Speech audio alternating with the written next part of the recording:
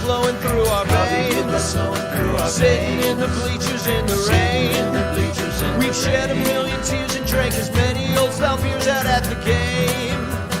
Let's go, Cubby, Son Ranto, Son Ranto, Son Ranto and the lovable losers. Son Ranto, Son Ranto, Son Ranto and the lovable losers. Son Ranto.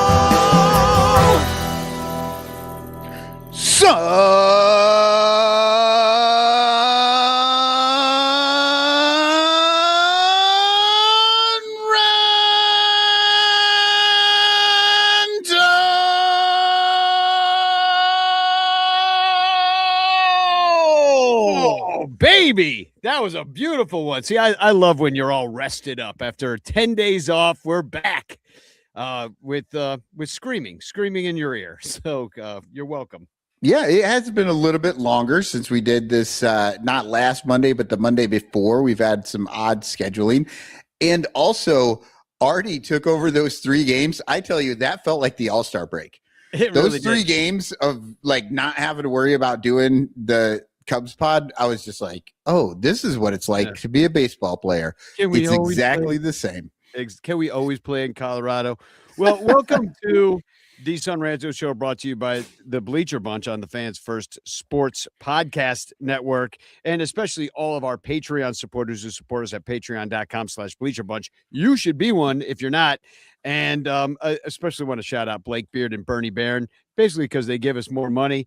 And also our sponsors, In the Clutch shirts, Matt Kammerer's permanent paintings, and Penguin Imprints, which I see Michael Cotton's wearing a Penguin Imprints Fuck Ice shirt. Is your shirt burnt orange? No, it's red. Red? It's red? just the lighting in this room does make it look a little bit orangey. Little orangey. And well, anyway, Little Yumper, I saw he dropped a few new Pride shirts, which are very cool. Pride's coming up, not this weekend, but the following weekend here in Chicago. Probably still time to use code Bleacher Bunch and get 20% off. Why not go to penguinimprints.com and get yourself either a Fuck Ice shirt or a Pride shirt. Also, Obvious Shirts has a whole Pride collection. I want to share some of those in a little bit, but I bought 3 of those today. 2 for my sister and her wife, and 1 for me. And also, I want to shout out Fanarchy, which is an awesome baseball fan app that everybody should be using. And we're going to have sometime next week, because Britt, who designed Fanarchy, is a Mets fan. Cubs are playing the Mets next week. Sorry to take your thunder, Cubs, Stradamus. But we're going to try to figure out someday to do a bit of a pregame. He's traveling right now, so he couldn't be here tonight. But we will definitely have Britt on to have the insider's perspective of what it is to be a Mets fan right now, because they ain't looking so good. Hashtag Chance in the chat, and you can win a Frank Chance postcard sent to you by me with a message of love and doom. We got Little Yumper here from Penguin Imprint saying hashtag Chance. Toad ND55 is here saying hashtag Chance in the chat. Dominic Galoro, Mr. Fourth Row, otherwise known as Artie Boucher. We'll get to him later because he got a little present in the mail for all the terrible reasons, but even so, we got him a present. We'll talk about that later too.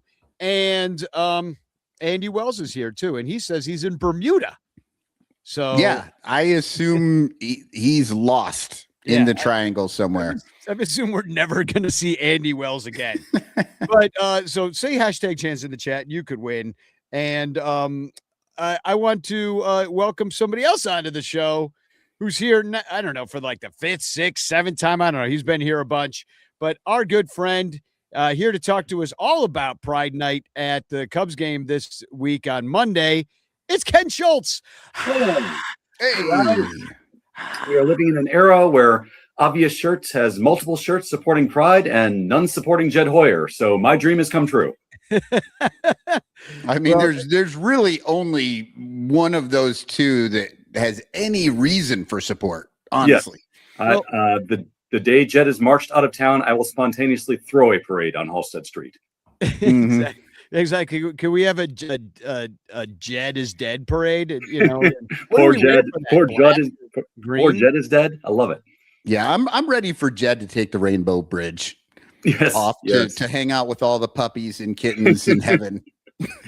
Farm downstate. Yes, that's So Ken, you're in Massachusetts right now visiting some friends.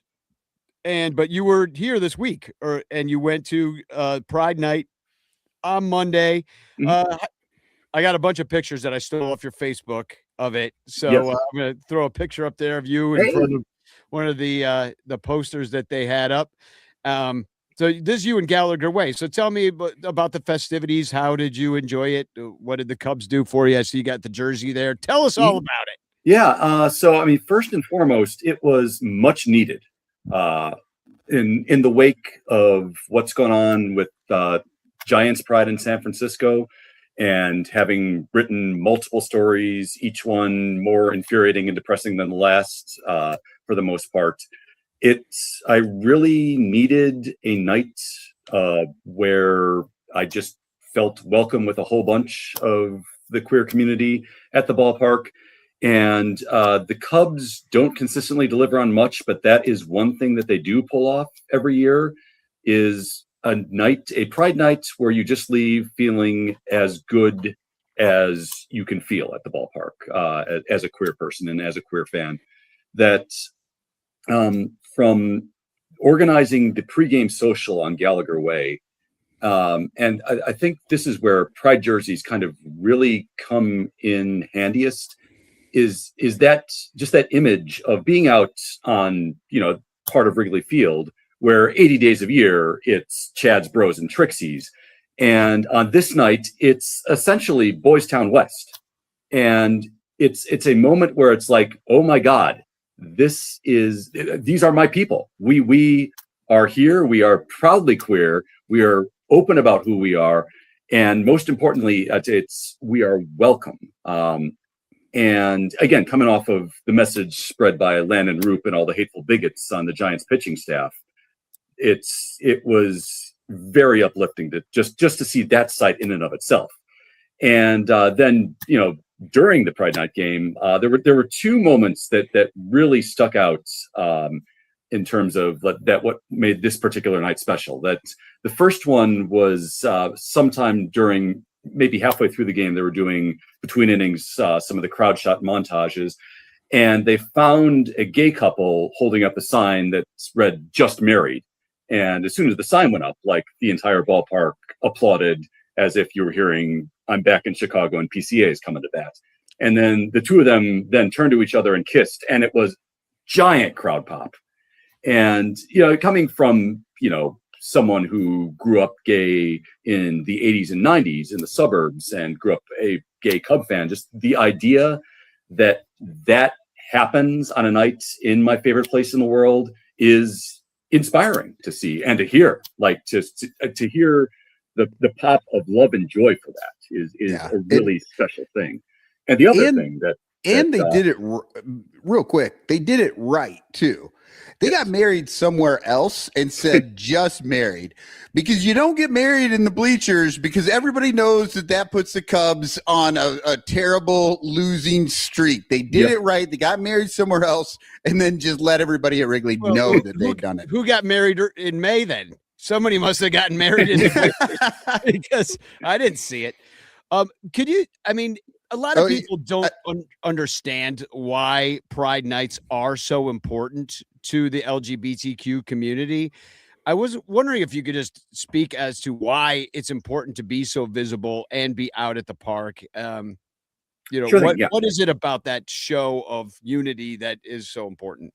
It's twofold. It's part of it is the sense of welcome that I mentioned earlier, that feeling that this is the night where it is unequivocal and you don't need to question that you belong in a major league park as a queer person. So it's that sense of generating and being there with your community that it's hard to describe unless you're kind of part of a historically marginalized group, like gay people, like lesbians, like transgender people are. It's one thing to go to the park on a regular game and just like go off and enjoy yourself. And that's, I've been doing that since I was 5 years old. But there was always a sense at just about every game that, like, for example, when I was a kid and I'd see a woman in the bleachers in a halter top and everyone turning and hooting and hollering, and my brain would go, I don't get it. Why aren't you watching the game? There's always that sense that you are not like almost everybody else here in some fundamental way. And on this night, you absolutely are like a whole thousands and thousands of people in the park. And that is, it's a partly a weight off the shoulders thing. And also just kind of partly just seeing and acknowledging, oh, this is absolutely joyous that there are so many of us here. And then also, and this is also, I think in my mind, just as important, as I think we all know, most members of the gay community especially hold sports at least an arm's length because of some trauma that they experienced as a kid in gym class or little league, or just some lunkhead stuffed them in a locker or something like that. And Pride Night is the night where the distance between my community and the sport I love is lessened. And that's also kind of a really cool thing. And I honestly hope, and I have to believe that it's the case, that by welcoming people, so many hundreds and thousands of gay people and queer people into the park that night, it makes a few new fans. And if it can make a few new fans among that community, that's like, to me, that's more people who get me as a gay person. So that's also what makes it kind of a really special moment.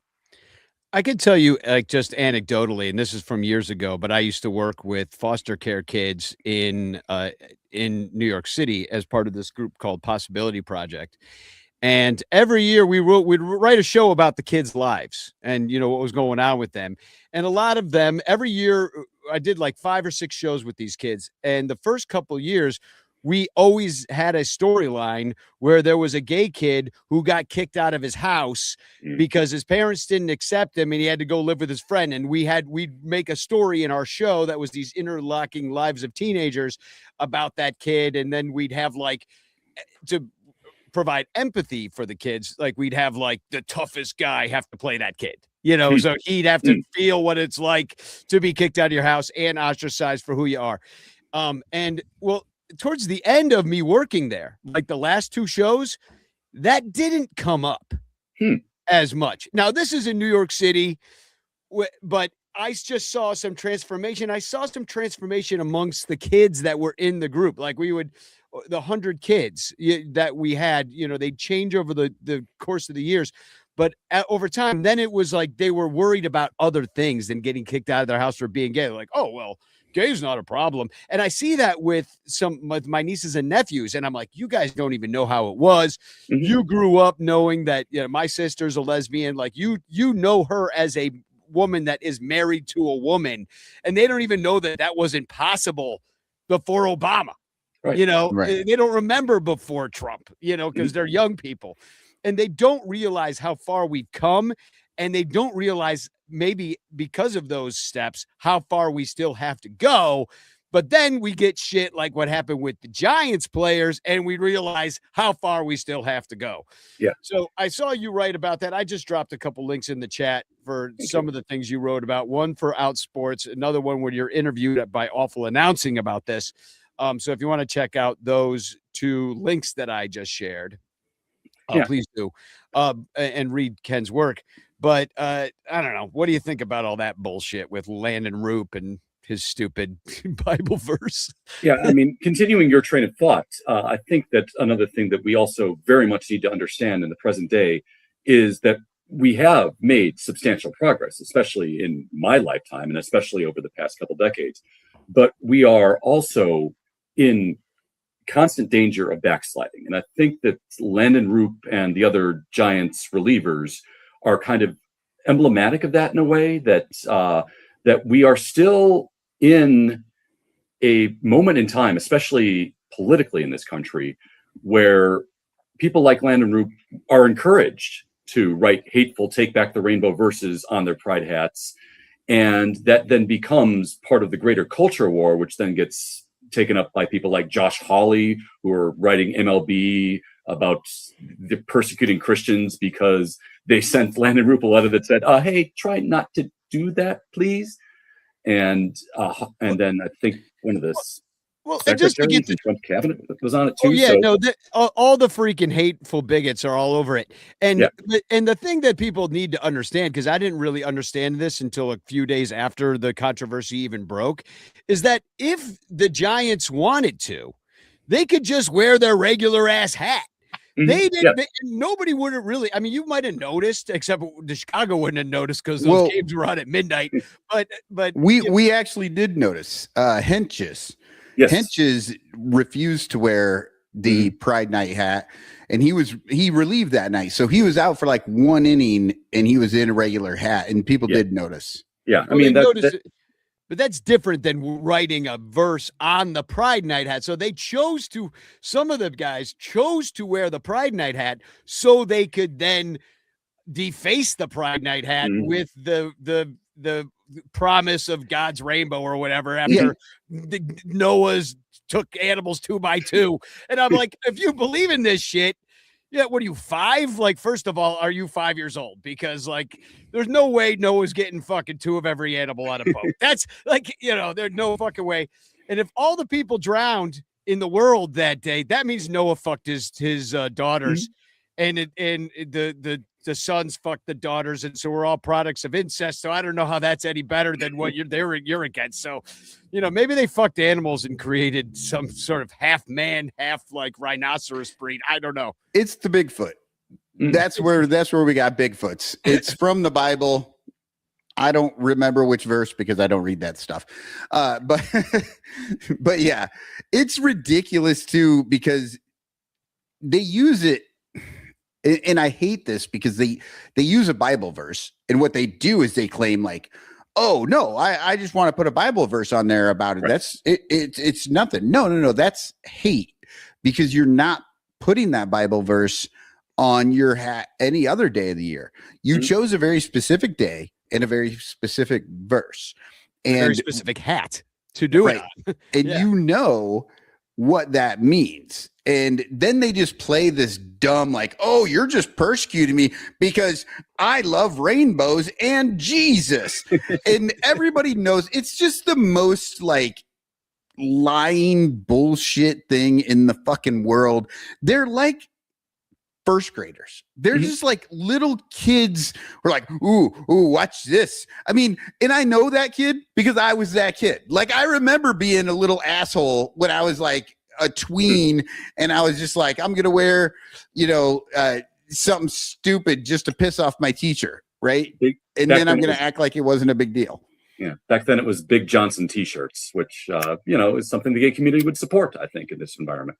A Big Johnson, yeah, but it's just this whole thing that these are fucking grown ass people with six-year-old arguments. Really pisses me off. They're telling the media today that we just want to play ball. We didn't realize that it was going to cause this big a fire. Really? You're putting that specific Bible verse on a hat, and you thought, nah, everyone would just let that slide. I mean, you know what you did.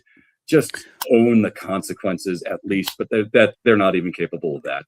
They didn't know it was going to create such a thing because you're on TV. Wasn't it Kershaw? Yeah, doing this for the last couple years, and honestly, he was one of the only ones, and people did say a couple things about it, but it didn't make as big a splash. It wasn't as many players on the Dodgers, right? And it just kind of got shoved under the rug, right? Yeah. So I think they did maybe think, oh, it's not going to be a big deal. We're going to do this, and it's just going to be a fuck you to all the gay people in San Francisco, not realizing what that last bit of their sentence was. San Francisco. Yeah, especially, yes. And you're not going to get away with, you shouldn't get away with like fucking hating on gay people or black people or anybody anywhere. But you for sure not going to get away with, homophobic Bible verses in San Francisco. Like that's crazy. And today we just published a story that I wrote today. Mike Krukow, actually, finally someone from the Giants had something intelligent and thoughtful to say about this. And he went on KNBR and had a 5-minute monologue of thoughts that for the most part were legitimately really well done. And the phrase that stuck in my head was in kind of addressing all the pitchers in absentia. He told them that when you play for the San Francisco Giants, he said, you have a responsibility to learn about this community, to learn about this region of the country, to learn what is important to them, what is important, who they feel is important to protect, and why. And the fans, I mean, I'm cynical about it in a way too, because when you had to pay extra for that Pride jersey, and you had to get a special ticket to get the Pride jersey that the Cubs were giving away. The Cubs make money off of this. They packed the stadium. I didn't go to the game because tickets never went below $27, $30 to sit nosebleed. And I'm like, it's Monday. But if the place was packed, so the Cubs made a shit ton of money on a Monday where they maybe got an extra 10,000 fans into the ballpark. The Giants, same thing. Every single team. Like, the Giants are so about it that they did it on a Friday night.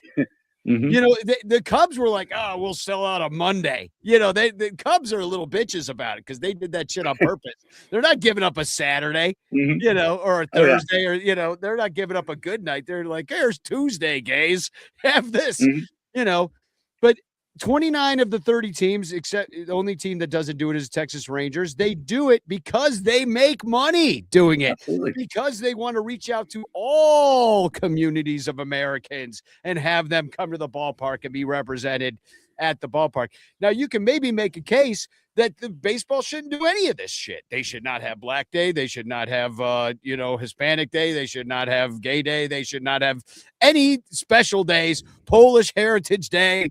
You know, you don't see any Germans like writing like Mach Free or something like that on Mach Schnell on their hat during Polish Heritage Day because they lost their great-great-grandfather in World War I. I'm waiting for the Christian pacifist player to put a Bible verse on his military hat that he wears on Memorial Day or the 4th of July or Labor Day for some fucking reason. I don't know. They're always doing this shit for military. And imagine the uproar that these other people would have if somebody did that to one of their stupid military hats. I would buy that player's jersey if they wrote a peace sign on their military camo hat. I personally am always, and as a veteran, I'm way more offended by all of those uniforms every year than any of the other ones that they do, because those things are bringing to light the fans, like, you know, what you were saying, Ken. And, you know, and another thing, I think what you were saying with Kruko, like, these players have a responsibility to learn about their communities. And I do absolutely believe that to be true.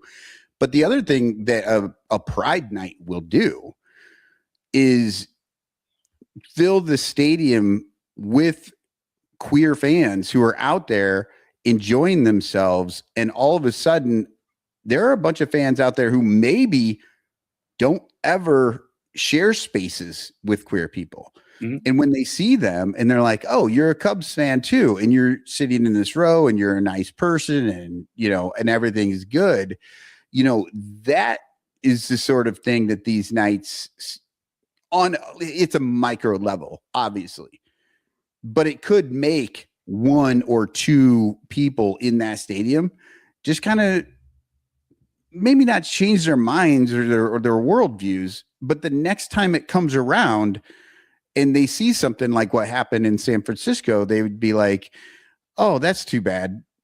I went to Wrigley and I was surrounded by gay people and it was a great night. They shouldn't be doing that, you know? And it's like, that's what these nights do. And it's just tiny incremental movements. But if we get enough of them together, it's, you know, it's what you were talking about before. There's been a lot of movement, a lot of change in the positive. It's visibility is important. And it's because of this. Like, there was no way you could do this in the 70s, the 80s, even the 90s, probably. I don't know when the first Pride night started, but you wouldn't be able to do these nights. And now 29 out of the 30 teams actually have them, and they are good nights for people to go enjoy the game and, invite a different subset of the fandom out and say, this is your night, come enjoy it, and don't have those things. It's a wonderful thing. To your point, it puts a human face on the gay community for people who might not have met or don't know that they've met gay people in their lives or have shared a night at the ballpark with them. I mean, the Cubs walked off Pride night. And so all of a sudden, perhaps for some people in the park, a gay person is someone they high-fived in the walk-off celebration, as opposed to just this abstract concept that Fox News or Breitbart is going off about and ruining the country in some way.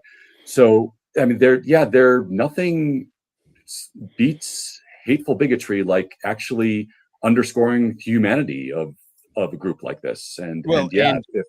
If it does that, that's a phenomenal thing. A couple things happened that night specifically that made it a very interesting and fun game. One was that the Cubs did walk off, and it was kind of funny that it was Matt Shaw, yep, known Charlie Kirk and Turning Point USA enthusiast that walked it off. So he delighted tons of gays that night who stuck around to watch the end of that game, including you. If Blake Trinan can win on Dodgers Pride, then I guess Matt Shaw can walk off Cubs Pride. Exactly. I thought it was funny. Maybe he'll think it's good luck. He's like, hey, those gay people were really good luck for me. I knew which pitches to take. And then the other thing that happened was that everybody won the homophobic chicken because it was oh God. Daniel Palencia, before he went on the IL, struck out the side and won everybody some Chick-fil-A. So I encourage people, I do not go to Chick-fil-A at any other time because they're homophobic bigots. But after you win a free 8-piece tenders and you got 24 hours to go get it after the Cubs had a strike it out of the side, go get your tenders because that's money right out of their pocket that they can't use to promote hate. Nothing is more rickets gonna rickets than that, is it? Jesus Christ. No. The other thing I want to point out to people is that I don't think you got to be at the game to get those free 8-piece tenders. I think you just got to be in Chicago. You just got to download the app and all you have to do is give them all of your personal information and let them track you the entire route from your home to the Chick-fil-A. But that's it. That's all you got to do. Free chicken. If there's one other great thing from that game, I'd be remiss if I didn't point out that there was at one point in the game, the Jumbotron found another fan who held up a giant sign reading "Gay for PCA," and then PCA later went on to hit for the cycle that night.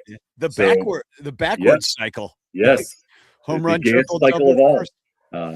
And so, the gayest cycle of all. I think I'm going to trademark that.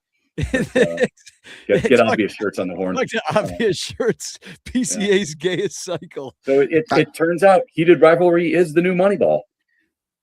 Yeah, there you go. Exactly. Oh man, it's and also the homophobe Roop got his ass beat on Friday night. I might add. Yeah. Oh yeah. That, so he didn't wearing that Bible verse again. Apparently, God didn't help him pitch that night because he did badly. Yeah, if you actually believe God helps you win, all these people are like, "Oh, thank the Lord, I wouldn't have been able to do it without him." Well, then guess what, Rope? The Lord actually said you were wrong and made you suck that night. It wasn't anything else. It was God, because as we know, nothing in this world is more important than the hand you wipe your ass with and whether or not God likes your baseball team.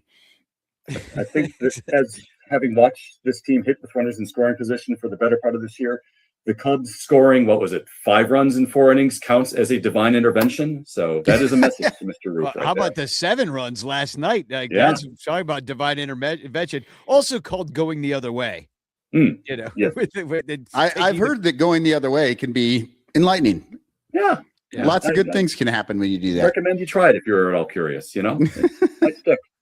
So I do want to point out that there are some, we're going to let you go because I know you got friends to hang out with and stuff, but I did want to point out that a couple of the t-shirt companies that support this podcast, especially Penguin Imprints, has a couple of gay pride shirts that they're putting out right now. There's the Chicago Pride shirt with the Windy City Rainbow Streetwear brand, and also their Penguin logo holding a rainbow colored flag. And this one, which is the Chicago flag with a rainbow that's kind of, well, I guess it's the Chicago flag is a rainbow, a distressed looking rainbow. And so you can buy those from Penguin Imprints. And I thought I had the Obvious shirts. Oh, yeah, here's the Obvious shirts brand too. And if you use code Bleacher Bunch, you can get 20% off at Penguin Imprints on those shirts. And then you get also money off, I forget how much the percentage, with code Ranter if you buy any shirts over at Obvious Shirts. But I kind of like, I bought the Chicago Pride shirt in the upper left-hand corner here in black. And I got my sister the lesbian colors, which is the more pink with the stripe down the white stripe in the middle. And then I got her wife the Chicago rainbow color in the lower left with the word Chicago and different letters in different colors. But the one shirt I wish I could pull off that I think is great is this shirt is gay shirt. It's my favorite personally, but I don't think I could pull it off. And I would feel like I would be like, I'd feel like it's stolen valor, frankly. And so, and I liked Homo Sweet Homo too, but it's a little. Oh, that's, I couldn't read that. My screen's too small, but as soon as you said it, I realized, oh yes, that's very funny. But the reason I wanted to support Obvious Shirts, because they're a big shirt company. They're work with the players, they work with the team, and Joe doesn't have to do a Pride Night jersey, and he decided, or a Pride Night shirt, or its collection, and he's actually going to have them in the store next week. Ahead of Pride. A lot of times these special shirts, he doesn't have them in the stores. They're for online only because the store is very small, not because he's making a statement. But Joe wants to very visibly support the LGBTQ community because, I mean, frankly, there's a big part of being a Cubs fan. And, and you're a big part of the fabric of Cubs fandom and our show and the Bleacher Bunch and everything that we do. And just thanks for coming on and talking about everything. I'll show a few more of your pictures from Pride Night. Got this is after the game. They walked it off the Matt Shaw walk to please all the gays, which really was his main goal when he woke up that day. Was they have rainbow colored what's it, stanchions? Is that what they call light stanchions? Yeah, they turn the lights blue after every win, and they turn them rainbow for Pride, which is amazing. And at some point, I would love to see somebody just jump on the Fly the Rainbow hashtag. Oh, yeah. Fly the R. And then we also have this picture. It's you and a friend, and you can kind of see the Pride jerseys in this one. How'd you feel about the Pride jersey? I liked the Pride jersey this year. I think the patch on my friend Jerry's right side there is representative of the legacy walk in Boys Town. It's kind of our, for lack of a better term, the LGBTQ Hall of Fame, outdoor Hall of Fame, essentially. It's kind of similar to like the hall in Cooperstown, where all of those monuments have a couple of plaques on each side of prominent members of the queer community, from people like Sally Ride to Cole Porter to Marsha P. Johnson. So paying homage to like a legit LGBTQ landmark in the city on a Pride jersey, I think is a pretty brilliant touch. And it, again, is kind of visually shortening the distance between Boys Town and Wrigleyville on that jersey. Glenn Burke too. Yep. Glenn Burke is one of the inductees, and I was privileged enough to kind of to give the dedication speech that day. And I had kind of set up about doing it as, so if Glenn Burke had the opportunity to give a Hall of Fame speech, what would he want to say? And that kind of guided me, and it was one of my favorite days, one of my favorite things I've gotten to do thanks to this gig, honestly. Yeah, and that was an incredible speech that you gave, and Laura Ricketts was there. I wish she would be a little bit more vocal than she is. considering our family's a bunch of sociopaths. And Mhm. so, but yeah, look, I've seen if you go over to Halstead, you can see these, I guess they're pillars. Wouldn't you call them pillars? I guess they're There's obelisks is the word that I obelisk. like. There you go. That's the word I Yeah. was kind of thinking about. And then they also even did the marquee in the front. Welcome to Pride celebration at Wrigley. These are all pictures you took, and Yeah. there's your little crew. Yes, that's my bocce team right there. It's Circus Gaze invading Wrigley Field. Yeah, I don't know. Nice. It's a little small in the previous picture of the marquee, but on the top row of flags is all pride flags on that as well. So it's kind of a Oh, little yeah. hard to see. But yeah, that's why I took that one. Those, yeah, that's nice that all the pride flags there. And Lil Yumper in the chat, he does Penguin imprints, and he said, and we will get you in touch with him, Ken, because he said he can easily do a Fly the Rainbow Oh, fantastic. shirt. So, Yes. Maybe a Fly the Rainbow, like Fly the W, like fly Yes, the flag, like the rainbow flag. And I don't know, probably can't I have read it- Clark doing it, but Yeah, a I bear read of it out some with, sort. I read it out with Fly the Rainbow, and the W at the end of rainbow is capitalized. Ooh, Oh, I like good. I like that. Yeah, Fly the Rainbow and the blue W. I like Yeah, that. yep, Probably get absolutely. sued by Skittles, but Yes. sure. Yeah, there is that. So and No, isn't Skittles like Taste vomit the the rainbow or taste the rainbow. taste the rainbow? which Yeah, vomit It's the also a pride rainbow. sentiment. So. Oh man. Well, anyway, Ken, we'll let you get back to your friends and enjoy your time in Western Massachusetts hanging out. But thanks for coming and telling us about your Pride experience. Thanks for being out there and visible and fighting the good fight. I'll keep supporting you and sharing your Thank you. stuff and telling all those fucking homophobic bitches to fuck the hell off. Yes. Because that's my job as ally and angry man, is to basically spend all day telling Christians that they fucking suck and they can eat a bag of my fucking shit. Like that's my basic function all June long. I feel like as an ally is to just like deflect bullets so that for at least 1 month, when everybody freaks the fuck out, because they'll be fine next month when we wear red, white, blue all together again. But they see a rainbow and they fucking have a hissy fit. So I gotta punch back. Frankly, these people need to be punched. Yes. Probably physically, but we're not allowed to do that. But On behalf of a grateful community, all I can say is thank you. And Yeah, thank you for well, having I me mean- on. It's always a pleasure to talk with you guys.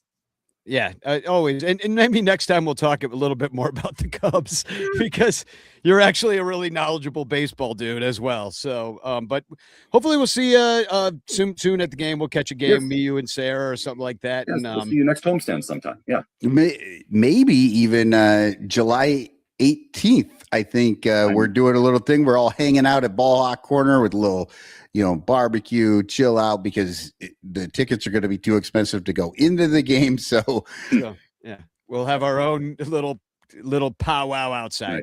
Nice. Well, I don't think we're allowed to say that anymore either. But anyway, I know I just took a sensitivity course and I've already fucking it up. yeah. So, all right. Well, Ken, thanks for being here and have a great rest of your night. And we'll see you next time. You as well. Go Cubs, go Gays. Go Cubs, go Gays. Thanks, Ken. Oh, that was great. That was a good interview.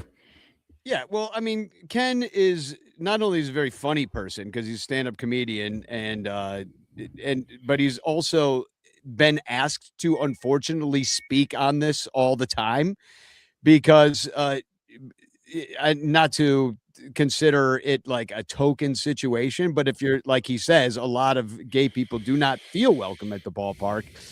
MLB and most teams are trying to change that as far as being welcoming to everybody. And Ken is a part of that by being a visible part of it, by being a visible part of those nights, and for really leading the charge on Out Sports, on being out there for years, writing about his feelings on this sort of thing. So anyway, let's get into a little bit of this. We don't have to really go into these games. I will say it's kind of nice that the Cubs have won 2 series in a row. They beat the Giants, including that game against the homophobe.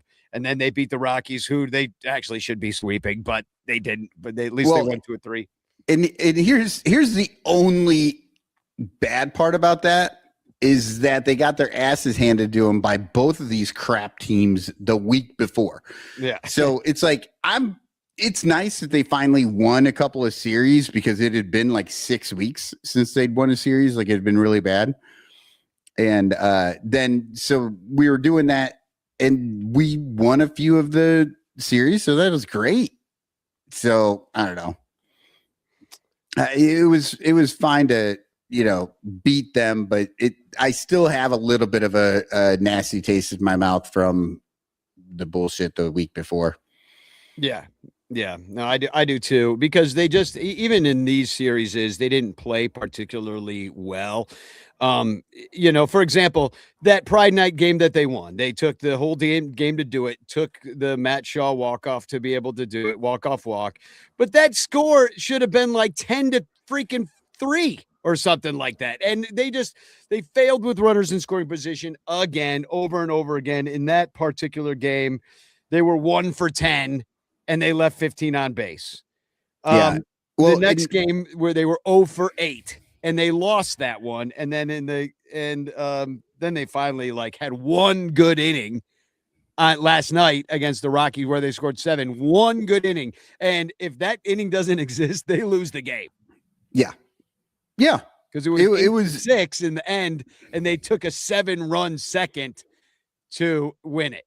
Yeah. So here's the thing. The night that PCA hit the cycle, they interviewed him afterwards. He was the guy, right? He's player of the game, all that stuff. Of course. I could not love PCA more than I do now, because here he was on arguably the biggest night of his career, right? They just won the game. And PCA was up there and he's just like, this is bullshit. I'm pissed. This fucking game sucked. Like, we barely won. I hit for the cycle, but and of course he wasn't saying all this. This is just what I was pulling out of this interview, because he was literally angry. You could see it in his face. He was upset at the end of probably the biggest game of his career. And that makes me love him so much more, because he knows, regardless of what his individual accomplishment was that night, or that they barely won it, the issue is that they barely won it. They still left way too many guys on base. They were still floundering against a terrible team and just barely eked out that victory. And I love that. Yes, you should celebrate your victories, but also understand where that sits in the pantheon, or the order of what things are good and what things are just fine, I guess. Yeah, I just found out that we accidentally banned Little Yumper from the studio because there was a homophobe yelling shit in the chat, and we accidentally banned Little Yumper. So sorry about that, Little Yumper. I'll figure out how to get you back on. Sorry, Yumper. We only meant to ban your burner account. Yeah, the one that was yelling all the homophobic shit. No, I'll figure it out. I think I got to go to my settings and figure out. This is what happens sometimes. People, you don't realize, because we're usually a little bit better about it. During the show, sometimes people will pop into the chat and they will just talk trash, talk shit, say horrible things. Honestly, for the most part, they're ranters and we totally get it. But sometimes there's people that we don't know and they're just really rude, and we have to get rid of them mid-show. And we do it so well, you don't even know we did it. This time, Danny and I both did it at the same time, and one of us got there slightly before the other one. So as soon as that guy got banned, then Yumper's name popped into that spot, and then he got banned. Yeah, so we'll figure that out. Sorry, Yumper. So and let that be a lesson to the rest of you, by the way. Yeah, let that be a lesson to you. Sponsor the show, make awesome shirts. We will just ban you from the show. We won't even let you talk. But do you know what happened to me? I was in New York City last weekend, which was pretty cool because the Knicks won the Knicks won the NBA championship while I was there, and so there was a lot of buzz and stuff in the city. But the games were on even an hour later because I was on the East Coast time. So by the time I got back to the apartment where we were staying, it was it was so late. It was like midnight. We had been working all day. So I'm like, okay, I'm going to go to sleep.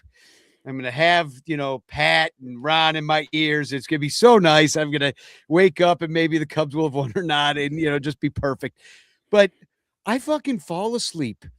And what do I fucking wake up to is this sound.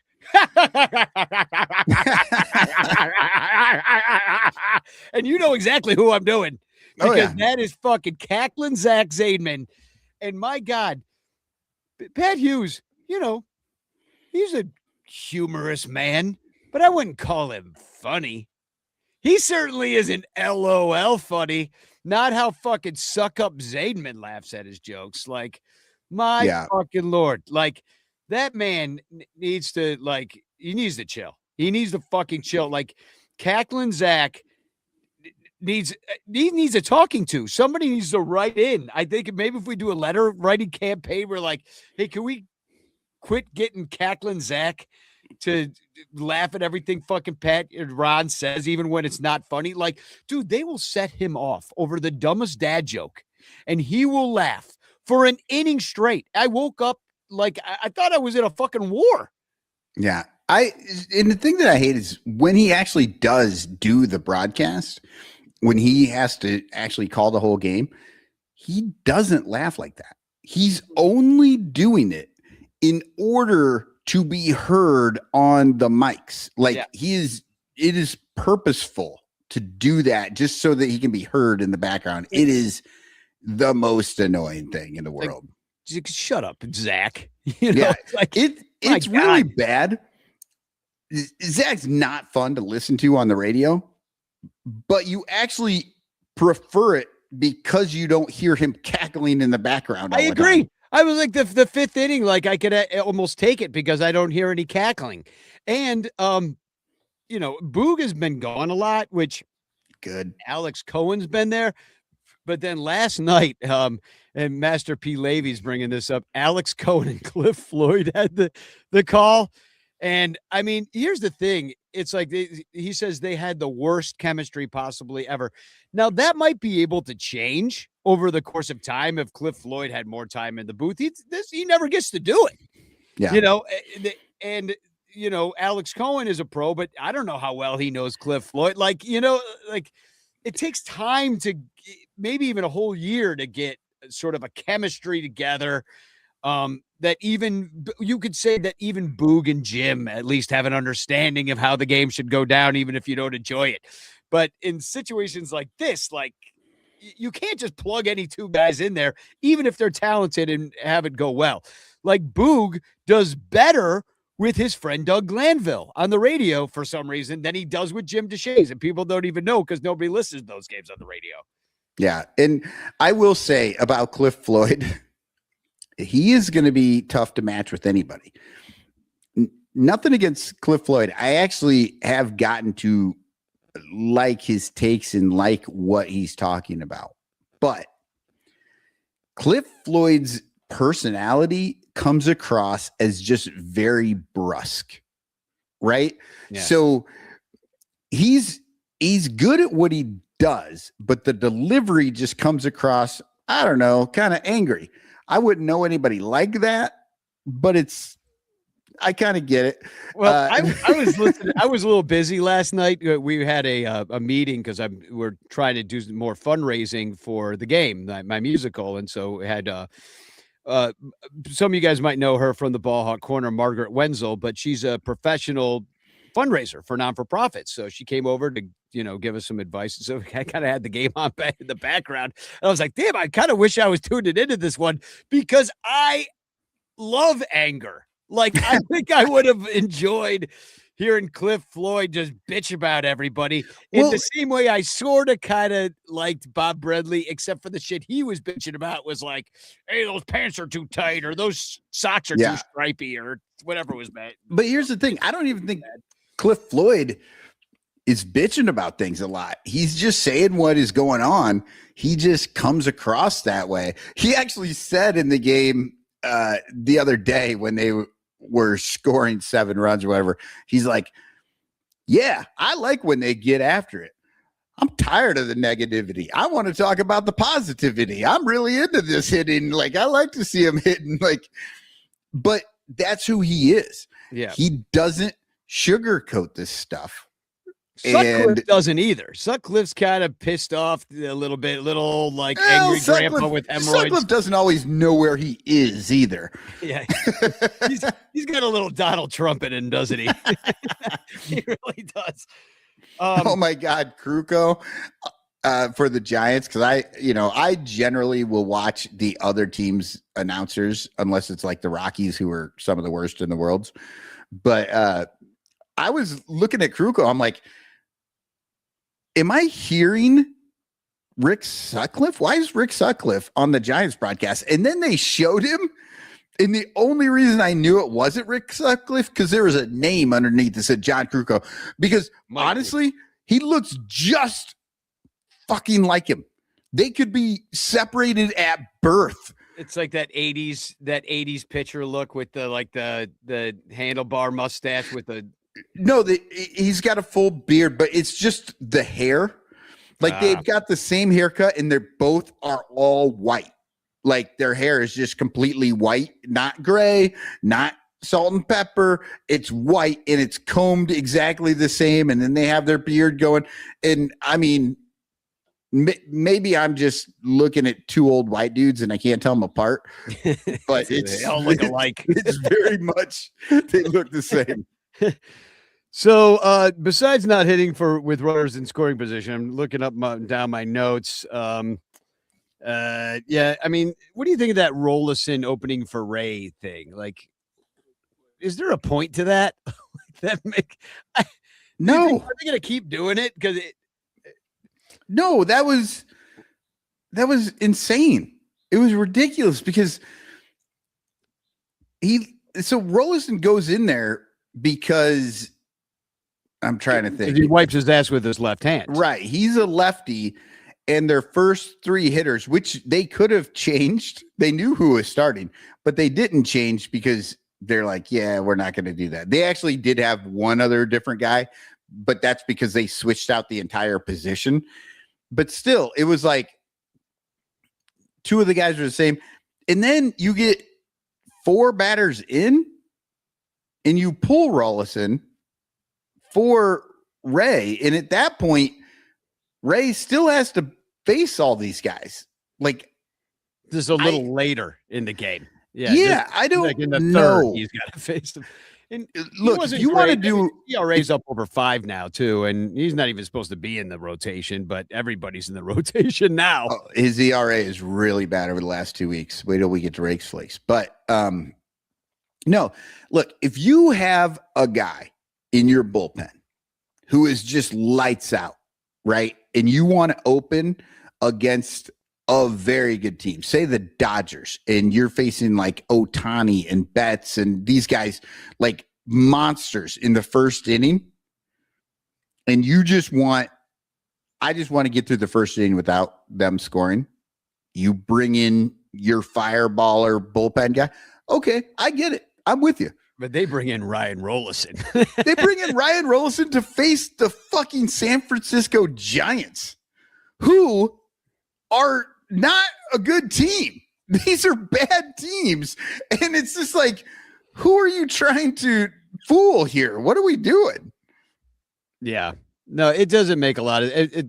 I mean, it kind of makes sense in some way because of the hand butt wiping situation, but and that the splits will be correct and work in your favor at the beginning of the game.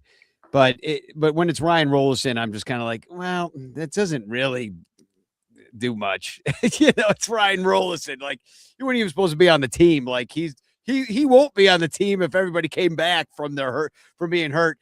It was really. I don't know. I think there's a few other guys in the bullpen that you dropped before Rollison, because Rollison's actually been pretty good. Yeah. I mean, here's the problem with Rollison. He's a no-name guy. Nobody knows him.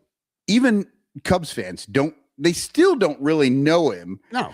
And depending on which night you watched him pitch, you might think he's the greatest pitcher ever or the worst, because he's not like consistently good, but he's also not consistently bad.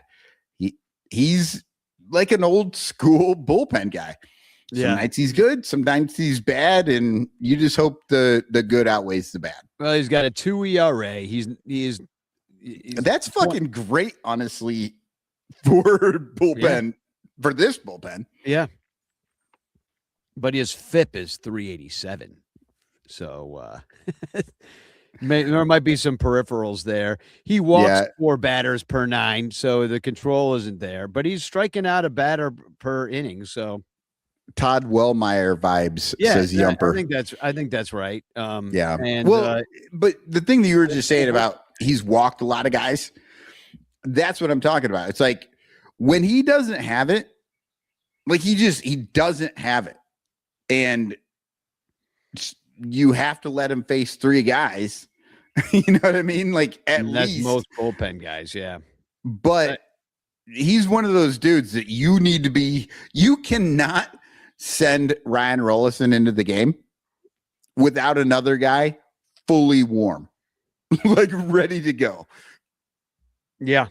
No, and that's kind of the truth with most of the Cubs bullpen right now.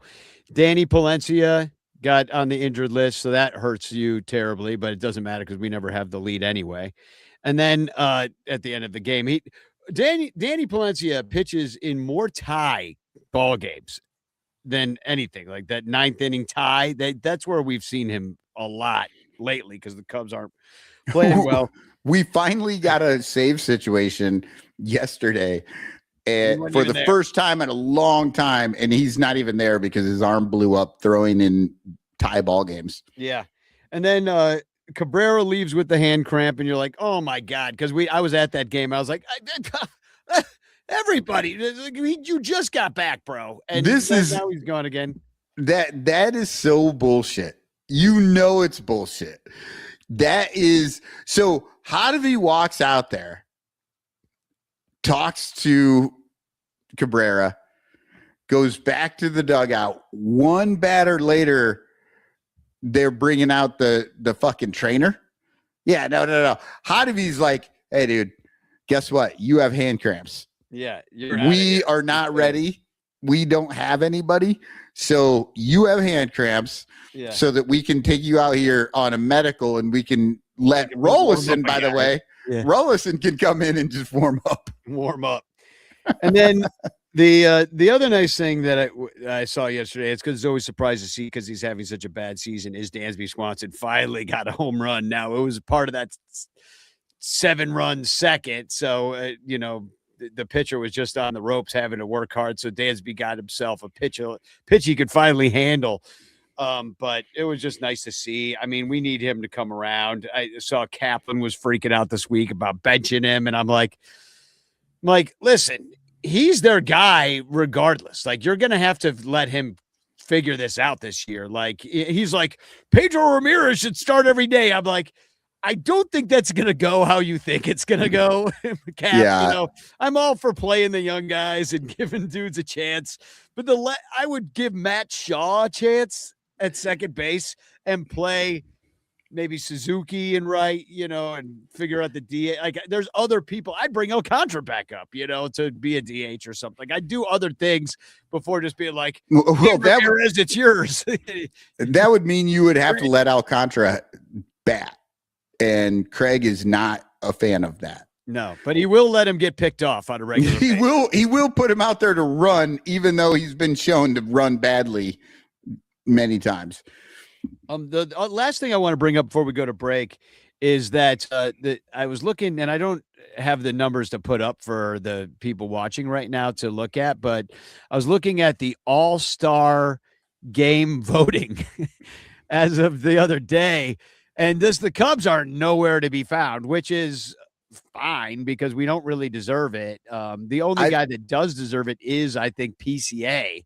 And I think especially with 3 home runs in the last 3 games, I think he might climb into the leaderboard. Like, I don't know if he's going to get elected on, but he's going to be up in the top 5 or 6, I think, soon. Maybe not by voting unless the fans get out the vote, So well, I'm just saying he's going to be behind. in the top 5 or 6. I don't think he actually gets elected to the starting, but he'll be in that leaderboard. And so once the fan voting is over and then they have to fill up the rest of the roster, I think maybe he gets in because of that. Well, they have the players do some voting, the managers get some guys that they can pick. But you look at every other position, there's really nobody that deserves it. But what's kind of embarrassing is like Michael Busch, who's not having a great year, but he's not having a horrible year either. He has turned his year around.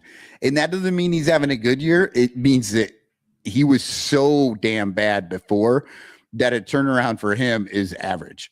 He doesn't deserve to be an all-star, but he is behind Ildemaro Vargas in voting. That's my point. Nico Horner is dead last in second baseman voting. He has 1/5 the votes of Ozzie Albies. Alex Bregman has more votes than Nico Horner overall. That is a travesty because Alex Bregman is worse than Nico Horner in every aspect of the baseball game. Well, I do not care. Like, he's just not as good defensively. He's not even as good offensively. And Nico is terrible offensively right now. Do you know who else has more votes than Nico Horner? Dansby Swanson. But he's not going to make it either. He's 7th on the list. He should be 31st. That's ridiculous. That is so.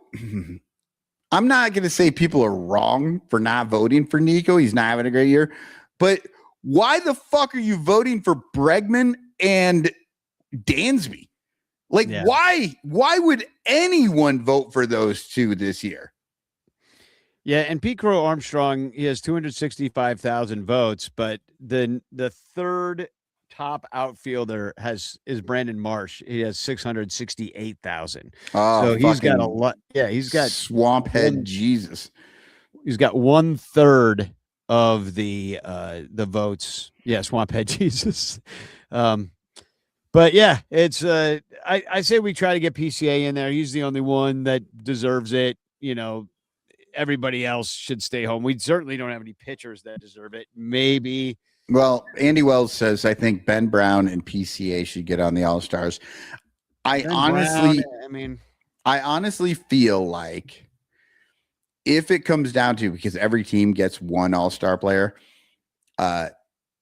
if it comes down to that, I think there's a fairly good chance that Ben Brown is the guy, especially because he can go and just not play.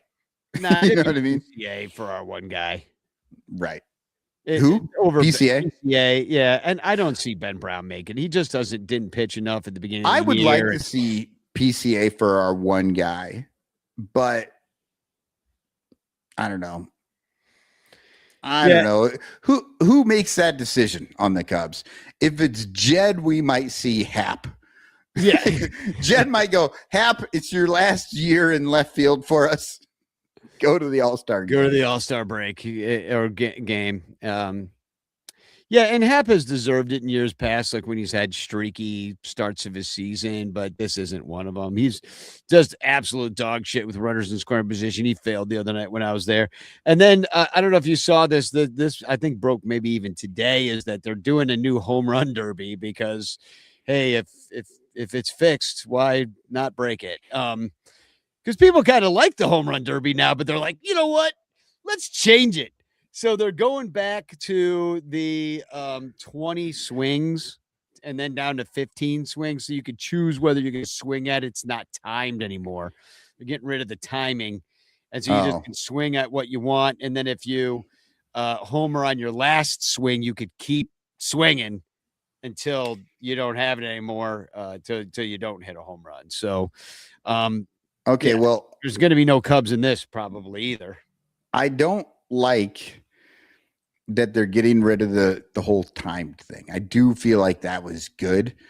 And guys were ripping a lot of home runs.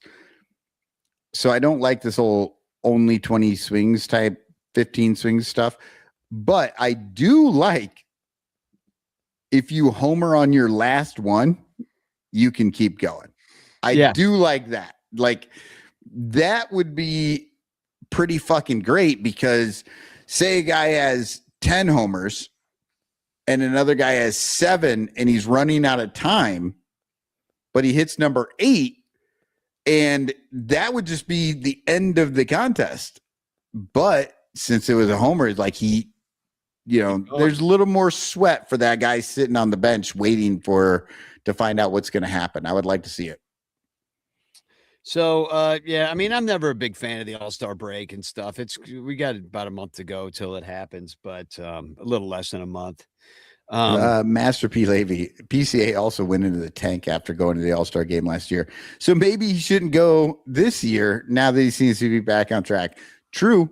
Yeah, that's a good point. Man. That is a good point. Don't go to me, but I bet you the manager brings him. Yeah, and Artie says 8-hour home run derby. So I'm surprised it's not like 4 days. Just stretch it out over 4 Well, I guess days. it could be now if the guy just keeps hitting a home run on that last pitch, just never stops hitting home runs. It could go on forever, technically, just keep on fucking nailing them. They just run out of baseballs. Yeah. They're bringing in new pitchers. Yeah. Dude's just like, I can't stop hitting them. It's killing me. I've thrown 150 pitches. Okay, let's do a silhouette. We'll come back, do Rakes Flakes, talk about the BJs coming to town. And we got a 150 years ago. Oh, nice. Regale you with. And all right, make sure I get the right one here. Here we go. Look at this. This is a 1991 baseball card, and it's a classic Series 2. I have no idea who put this out. It looks like garbage. Yeah, it looks like shit. It really does. It's a bad baseball card. It's one of the worst baseball cards I've ever seen. But here we go. 1991, dude is swinging and just looking straight up in the air. So my guess is they couldn't even get a good picture. Like they weren't even allowed to have a good picture. This looks like he fouled the ball straight up in the air. Here he is fouling out to the catcher. That's the picture you really want him immortalized. This is your baseball card. This is your shittiest at bat of the year. Okay, and the clue for the people who are only listening. The name didn't ring a bell in my memory, but the guy we got in a trade for him was known for dongs. Oh, all right. Well, we'll be right back. Here's a message from Cubstradamus and Fanarchy, amongst other messages. And we'll be right back about 5 minutes. Peace. Oh, hi. I didn't see you there because I was entrenched in the awesome new baseball fan app called Fanarchy. It's the best way to keep up on Cubs and baseball news and follow every game live. But what I like best is the game search feature. I can find any game in history by describing it and say I was there. Kevy Hartnett hits a big homer, and there it is. The lineups, the box score. Oh, I can reminisce about being there at the homer and the Gloman. People don't say Gloman about dusk like they used to. Let's try another. Babe Ruth calls his shot and hits a homer at Wrigley Field. And there it is, Charlie freaking Root. What a bum. Anywho, I love Fanarchy, so I wrote them a song. Get off Facebook, get off X. The Fanarchy app is the best. For all the Cubs baseball news I need. I always use Fanarchy. The Bleacher Bunch brings you great shows like Sun Ranto, Cubs PS Plus, Bricks Behind the Ivy, Cuppa Cubby Blue, and Baseball Rabbit Hole. But you could be getting so much more when you subscribe to our Patreon page for as little as $1 a month at patreon.com/BleacherBunch. Get access to our exclusive daily show Cubs Pod, where we recap every single game. Plus, be the first to hear Cubs music, get early access to events, and receive an invitation to join our Discord Cubs community, where fans just like you show up every day to rant and rave about our beloved boys in blue. Most importantly, 10% of your Patreon pledge will go directly to help the Lost Boys Youth Baseball program. So join us. There are perks at every level, like the Renter Calendar, absolutely free, and name recognition for you or your business. We are independent Cubs podcasters, and we need your support. Otherwise, we'll quit. Seriously, we'll all quit. Some of us might even die from your lack of support. In fact, the cutest little puppy you've ever seen will die if you don't support the Bleacher Bunch at patreon.com/BleacherBunch. We promise to spend all the Patreon money on tickets and beer and all the dog crap we have to buy just to keep our podcast rolling. So give us your money, and we'll waste it far better than you will. Patreon.com/BleacherBunch. Free trials are available, but don't do a free trial. Just join, okay? Okay. Patreon.com/BleacherBunch. In the clutch, in the clutch. Buy t-shirts from In the Clutch. Take it from the Bleacher Bunch. You'll love the shirts from In the Clutch. In the Clutch shirts are comfortable, stylish, and guaranteed to get you laid. Plus, they're proud sponsors of the Bleacher Bunch. Use promo code BleacherBunch for 10% off your purchase. Nice to feel and soft to touch. That's why you will get laid so much. Wearing a shirt from In the Clutch. And you can thank the Bleacher Bunch. In the Clutch, in the Clutch. Buy t-shirts from In the Clutch. Remember the code Bleacher Bunch. Save 10% at In the Clutch. In the Clutch, in the Clutch. In the Clutch shirts actually not really guaranteed to get you laid. Hey there, as you can see, I'm a talking penguin. No, I'm not like the Batman kind of penguin or Rod Say or that dumb fuck Happy Feet. No, I'm the spokes penguin for Penguin Imprints, who makes awesome imprinted items with original designs. And they do custom stuff too. Well, check this out. And this. How do you like this, Chicago? And I love this one. And this might sound a little weird coming from a penguin, but fuck ice indeed. Penguin Imprints also makes custom t-shirts and stickers for your event or organization. And because they're sponsors, listeners of the Bleacher Bunch Network can get 20% off any order at penguinimprints.com with the code BleacherBunch. Okay, that's enough about Penguin Imprints. Now I gotta go find that little bitch Happy Feet and put his smirking pink on the other side of his head. I hate that fucker. But man, do I love Penguin Imprints.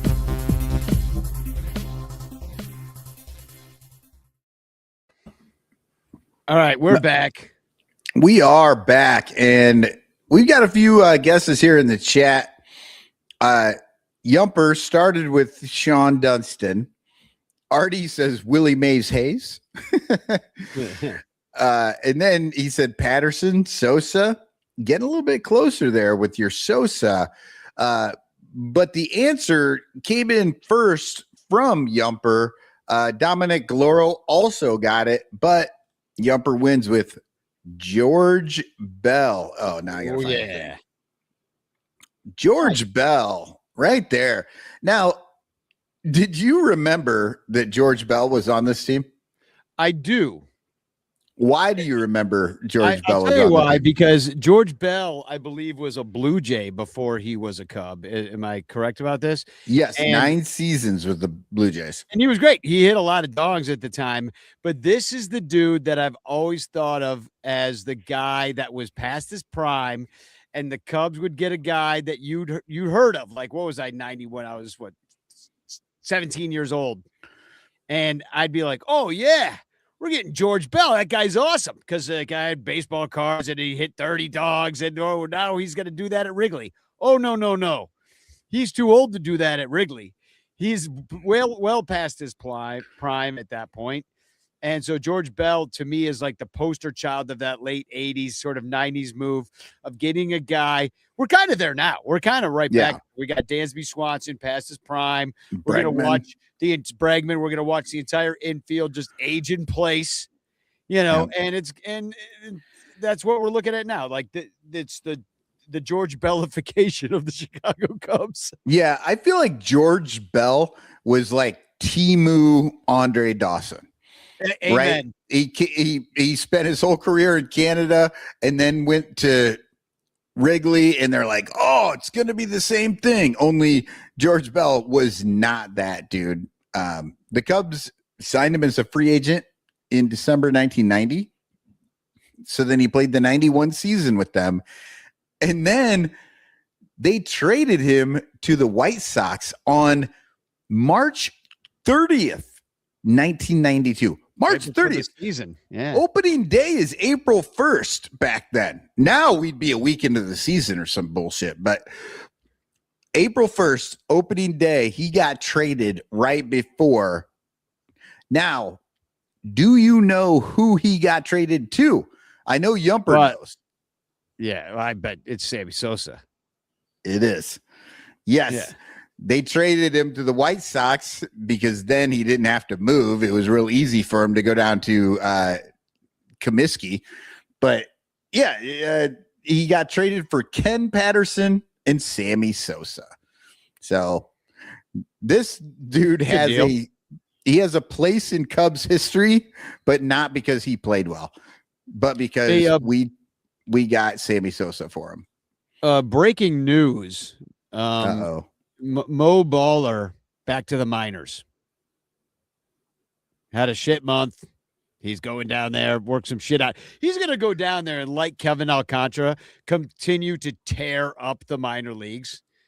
He's going to tear the fuck out of it, because that pitching is going to look like grapefruits coming down at him now. Like, the jump from AAA to the majors is that gap is getting wider, and it's going to get even wider, I think, as time goes on. But between AAA and Major League, it is. It's tough to hit at the big league level.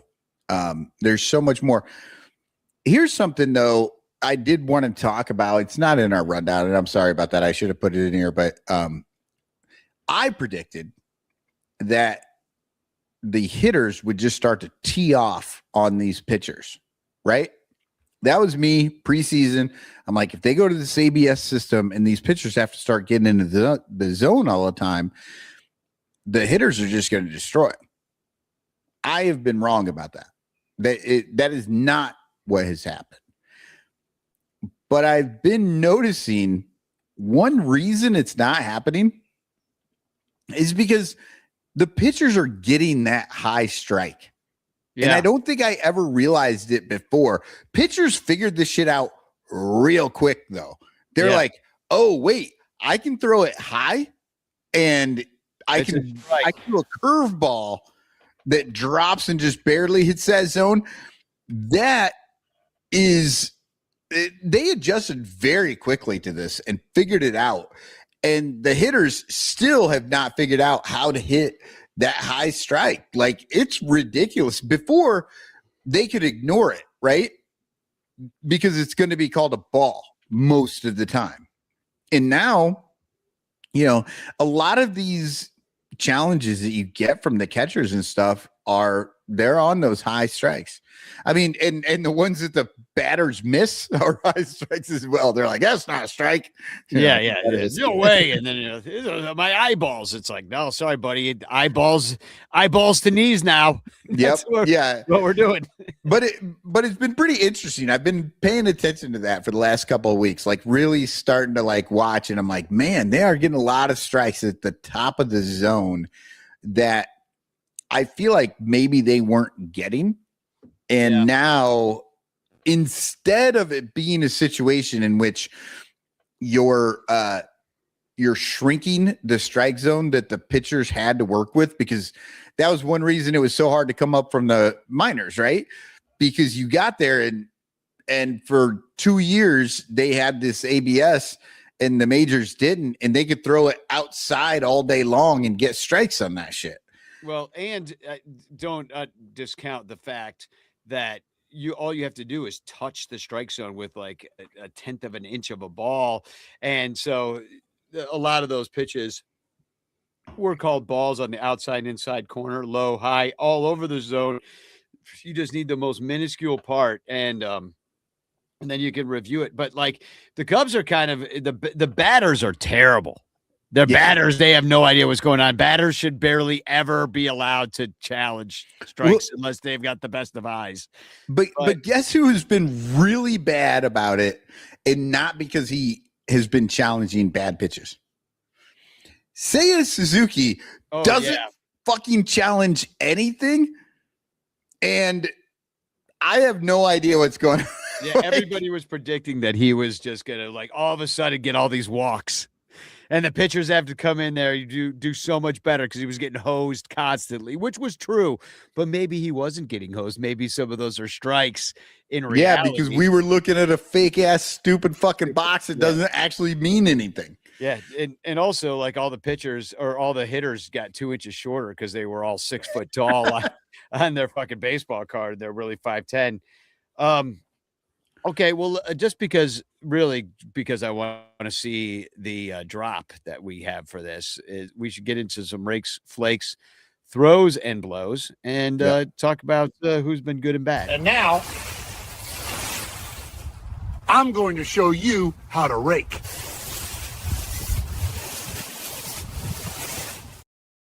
So a lot of raking backwards is just always funny. Okay, so the rakes, this is an easy one because everyone knows that PCA is back in a big way. Over the last 13 games, so I went 2 weeks on this because it's been a little bit since we've done it, so I decided to go 2 weeks back. 13 games, he has 23 hits in 13 games, including 7 homers, 2 triples, 4 doubles, and 10 singles, and of course, that cycle, the reverse cycle. And the partridge in the pear tree. Yeah. Sadly, even though he has been kicking ass, getting hits, he only has 9 RBI and he has only scored 11 times. Well, he's the leadoff batter in front of Dansby Swanson. What do you want him to do? I said, there's nobody going to be there on the bases. Yeah. Look, that's not much, but when you really look at this, when you remove those 7 home runs, you get rid of 7 RBI and also 7 runs scored. So he's only got 2 RBI and 4 runs scored in this amount of time because that's Dansby Swanson and Ian Happ's fault. Well, it is, but I'm just saying, even though he's got a 1395 OPS in the last 13 games, he was still pretty bad with guys in scoring position. You know, he wasn't immune to that part of the game. Right. Yeah, I got you. All right. Who's our flaker this week? I haven't worried about flakes since my grunge days. Remember them?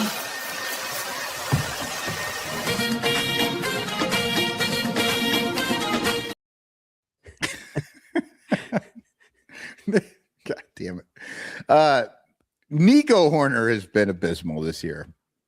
Now, he's the flaker, but I was thinking about this, right? Like, I have been watching what these players are doing, and it feels like everybody is trying to pull every pitch, right? Danny, you're watching these games. Doesn't it feel like they're pulling everything? Do that. And I was talking about it with Ballhawk Dave on Monday, sitting out there. He's like, you know what? I would just give him the outside part of the plate too. He's like, you go step back in the box, give him the outside part of the plate, or try to hit it the other way. Kind of same thing that you were saying, so that you could get to the inside pitch. And if you're going to pull it, then if you move back a little bit in the box, like, so then you can, if they pitch you inside, that's like right down the middle now for you. Yeah. That's what he was saying, because they don't, no, I'm not saying it's easy to look at what pitch is coming. Like, can you recognize the off speed? Where is it going to go? All that Yeah. stuff. That's not the easiest thing to do in the world, but it just seems like they all do have that same approach of like, hit it hard, hit it as hard as you possibly can. And that's how we're going to do this. And the way you hit it as hard as you can is to pull the ball. That seems to be what they're doing. If you look, so if anybody wants to, be sadomasochistic the way that we are, you can go into the game logs and you can look pitch by pitch and you can see every pitch that they hit. And it is amazing how many are on the outer third or outside that they're pulling. You can't pull that pitch. That is a rollover. That is a terrible hit. Even if you make contact, it's bad. You got to go with that shit. And that's the kind of stuff you learn when you're a kid. Yeah. And they always say, dude, Coomdog says it on the radio constantly. He's like if a guy's in a slump and then he starts taking the ball the other way and he gets hits with it, they're like, oh, he's coming out of his slump. That's what they always say. The moment that they start hitting it the other way, then they finally understand, like, oh, that's the timing that I need. That's how I make contact. I'm seeing the ball again. Okay. No, I agree. And I'm going to put up, by the way, their stats here. This is just this last week. Okay. This is not just as you tell us about. I don't think it's much different. Anyway. You got Nico Horner here, but there's a couple of guys that could probably be on this list. I mean, Nico's way worse. Look at that OPS for the week. He's got his batting average over the week is 0.48. Yeah. I almost have that batting average. And I'm still in Iowa. Yeah, you're like a Conforto with just one walk. 0 for 5 on the week. 3 strikeouts. That's you. Well, okay. So all of this stuff that we've just been talking about, Danny, we are not incorrect in that's a terrible approach to have to try to hit outside pitches and pull them. Unfortunately, that is not Nico's problem. I went to Fangraphs and I looked at his spray chart because this is how you do it, people. You don't look at the numbers and then make the numbers work. You figure out what you see and then you go see if the numbers support what you see. The numbers do not support what I'm seeing. His spray chart for 2026 is almost fucking identical to his spray chart for 2025. Dude, yeah. And you wonder if it really is some bad luck that he's kind of hitting into. It's so weird because he's night and day different hitter right now. And the fact that the balls that he's hitting are literally going the exact same places.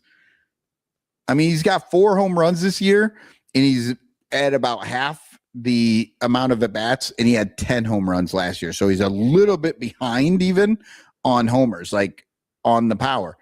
It's ugly for what he's doing. So, I mean, I don't know.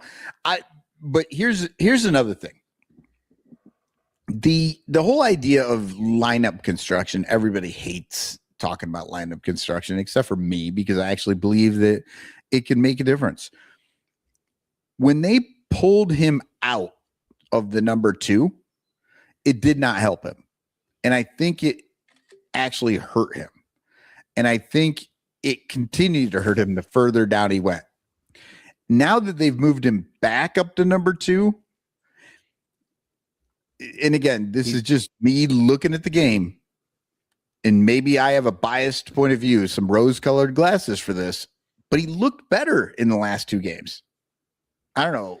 Well, I mean, I'll put up exactly what you're talking about. It's funny you bring this up because I saw this from Wimmer, cooked by Jaguar. This was retweeted by Brett Taylor, but this is his 2025 Nico Horner and 2026 StatCast page, and they're identical. That's exactly what you're saying. Like the expected batting average. I know you love the ex-WOBA stat. Yeah, I love anything with an X on it because I'm Gen X, and so I just assumed that they're talking about us. But his ex-WOBA is actually higher than his last year's ex-WOBA. Like the stats say he should have a even better batting average last year than he does this year. Yeah, He's exactly. less barrels though, but not by much. He was never a barrels guy. You know what I mean? Like he was always a smack the ball the other way. I don't know what the difference between a squared up and a barrel is, but yeah, I don't either. Yeah. The big difference between the seasons, and I don't know, I'm assuming the left one is 2025. Yes, and he's walking more. He's walking a lot more. Now, I don't, that you would not think that would make the hitting worse. You know what I mean? Like, and Waller's in the chat. Cotton can't be buying into BABIP. No, I don't think you are. No, look, no. How can you not buy into BABIP? BABIP is literally your batting average on bases in play, on balls in. Yeah, batting average on balls in play. That's all it is. It doesn't really mean anything except for it can show.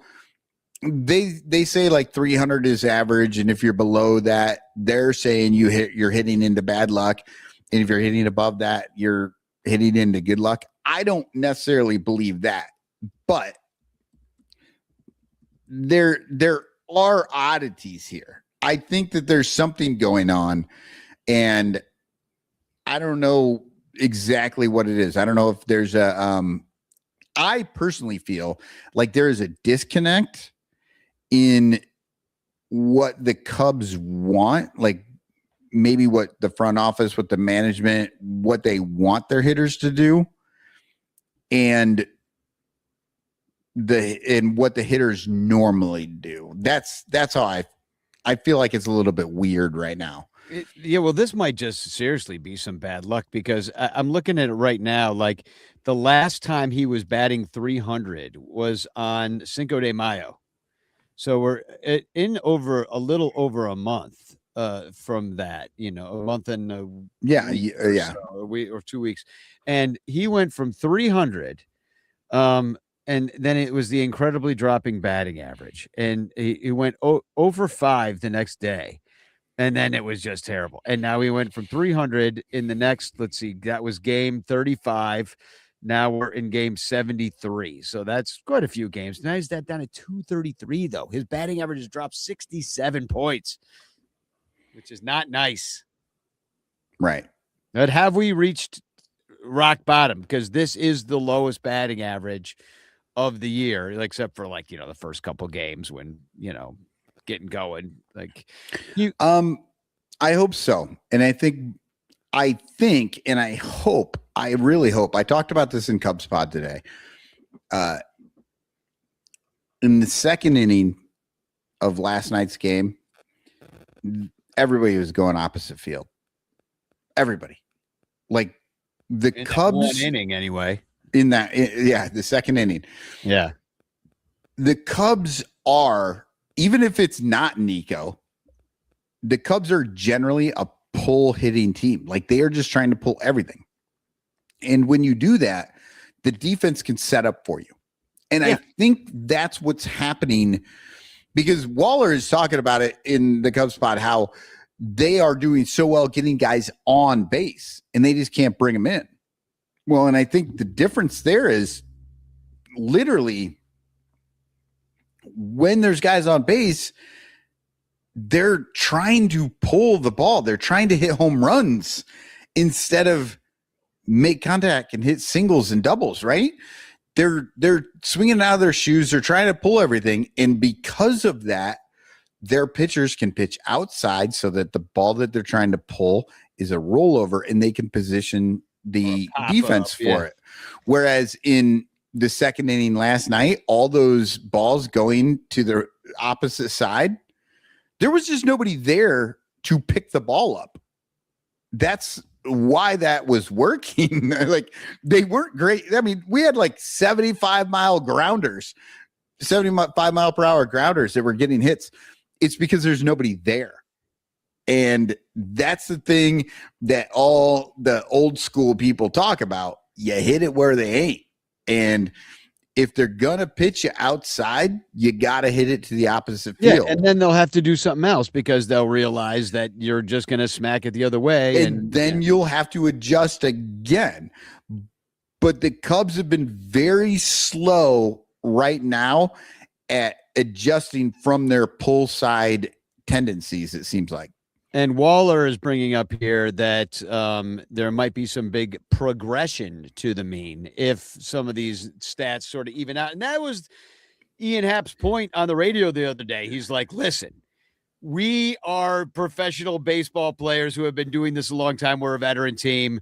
We think our stats are going to equal the back of the baseball card at the end of the year. And in the case of Ian Happ, he's been correct. He's not been wrong about that.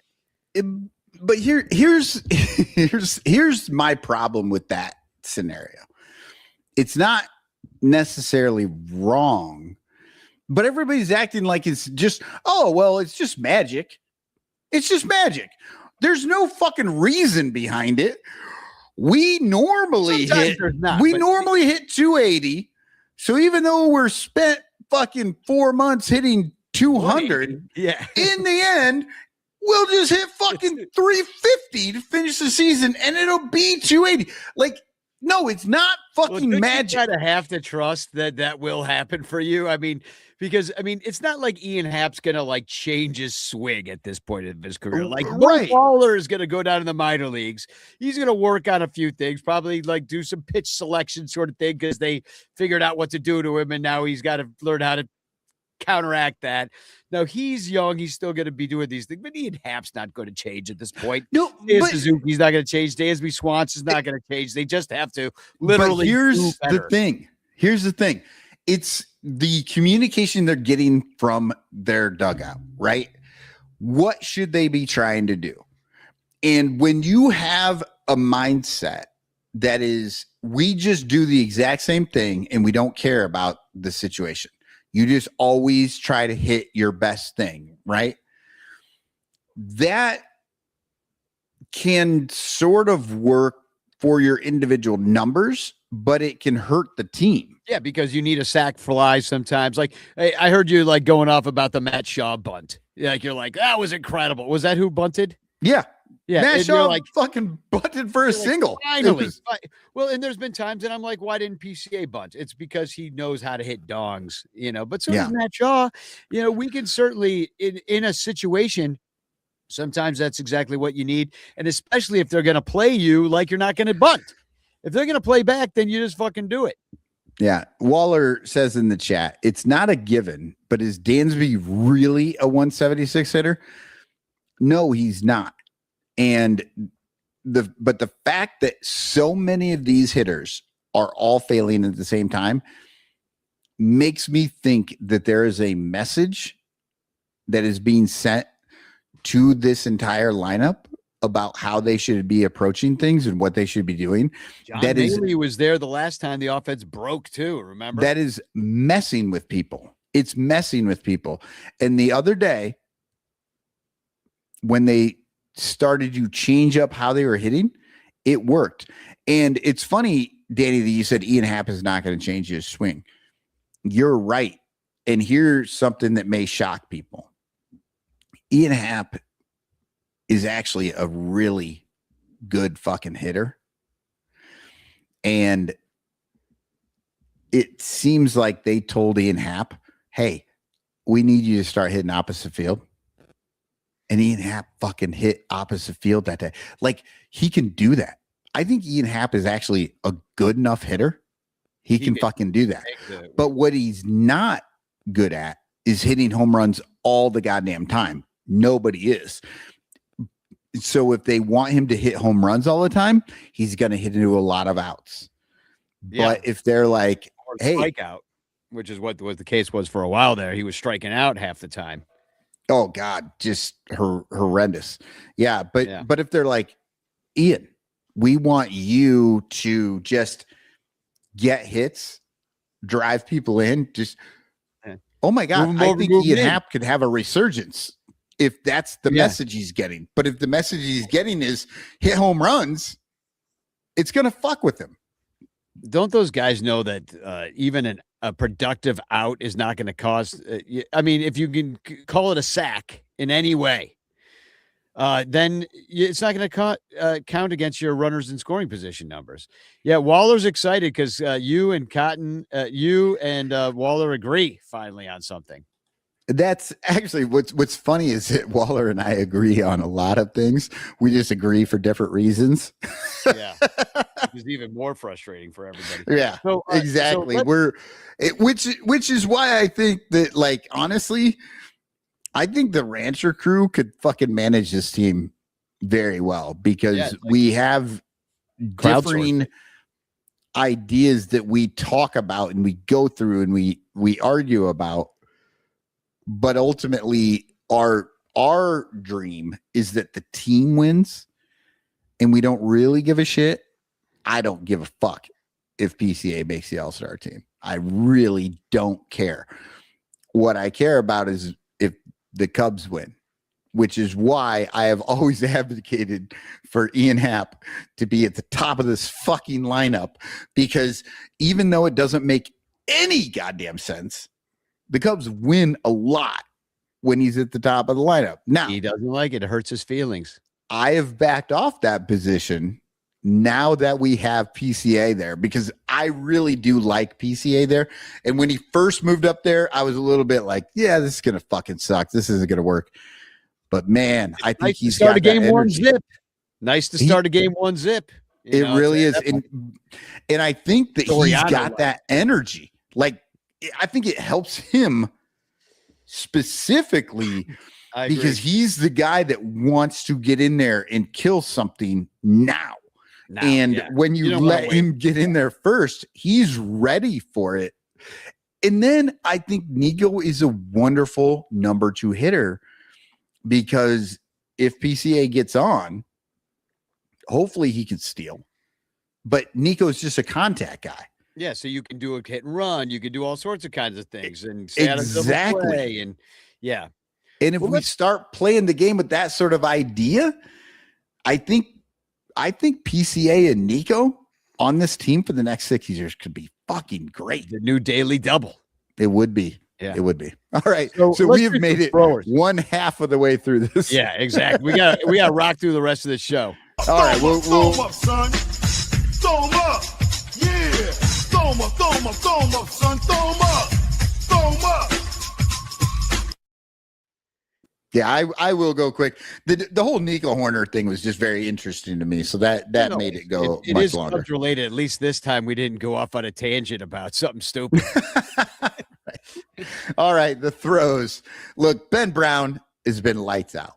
I could totally give him the throws, but I gave it to him last time 2 weeks ago. He wasn't that good this last time either. Like, did you see his numbers? He is still deserving of it, but he's giving up hits. Look at this. Look at this. Oh no, that's the wrong one. Look at this. They're batting 350 off him in his 5 innings. Yeah. Well, this week. Small sample size, but very, very small sample size.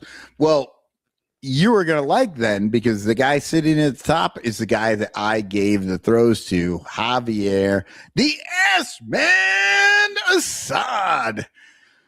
He has had 3 starts in the last 2 weeks, 18 innings, and only given up 2 runs, both of which were solo home runs. By the same guy. Yeah. So it's like only 2 home runs of his whole career. That was fucking insane that Sterling Thompson hit his first 2 home runs back to back like that, like off of the same pitcher. It's fucking ridiculous. But anyway, yeah, he has a 0.61 whip in the last 3 games, and teams are hitting 150 against him, which those are literally the best numbers out of the starters, including Ben Brown, who is close to those numbers. In the bullpen, our favorite, Ryan Rollison. I'm going Ryan Rollison. He's as no name as they get, but he was called on to pitch 8 innings in 6 different games in the last 2 weeks. That's more pitching than anyone on this team except for the starters. In those games, he's given up 3 hits. He's walked 2. He struck out 11. And he's got a .63 whip and a 115 batting average against. Ryan Rollison has been on it these last 3 weeks. Do you know how the last Cubs 2 weeks got Ryan Rollison? I assume he was a DFA or some bullshit, right? Well, it all started when he was picked in the first round by the Rockies in 2018. That's how this all started for him. And he was with the Rockies this entire time, only making it up to Colorado in 2025. At which point he was purchased by the Braves, then released, and then selected off waivers by the White Sox from the Braves, who released his ass. And then we selected him from the White Sox. And so that's how he's on the team. Wow. So he had one of those off seasons where he just had 3 different teams when he didn't pitch for any of them, but they just kept like moving him along and like getting the next best guy. But it was a first round pick that they're trying to, I guess, find some juice in, and they're finding it. Yeah. I mean, and this is the thing. He's good right now, but the Cubs bullpen does this. They find guys, they run them until they literally die. Like they just struggle. And so they have these like great stretches, and on a good year, they replace these guys. They do 3 different bullpens and they get the guys out there doing it. And when we move into this flake or the blows, we're going to talk about one of those guys. Are we ready? Yeah. Okay. Here we go. Just put your lips together and blow.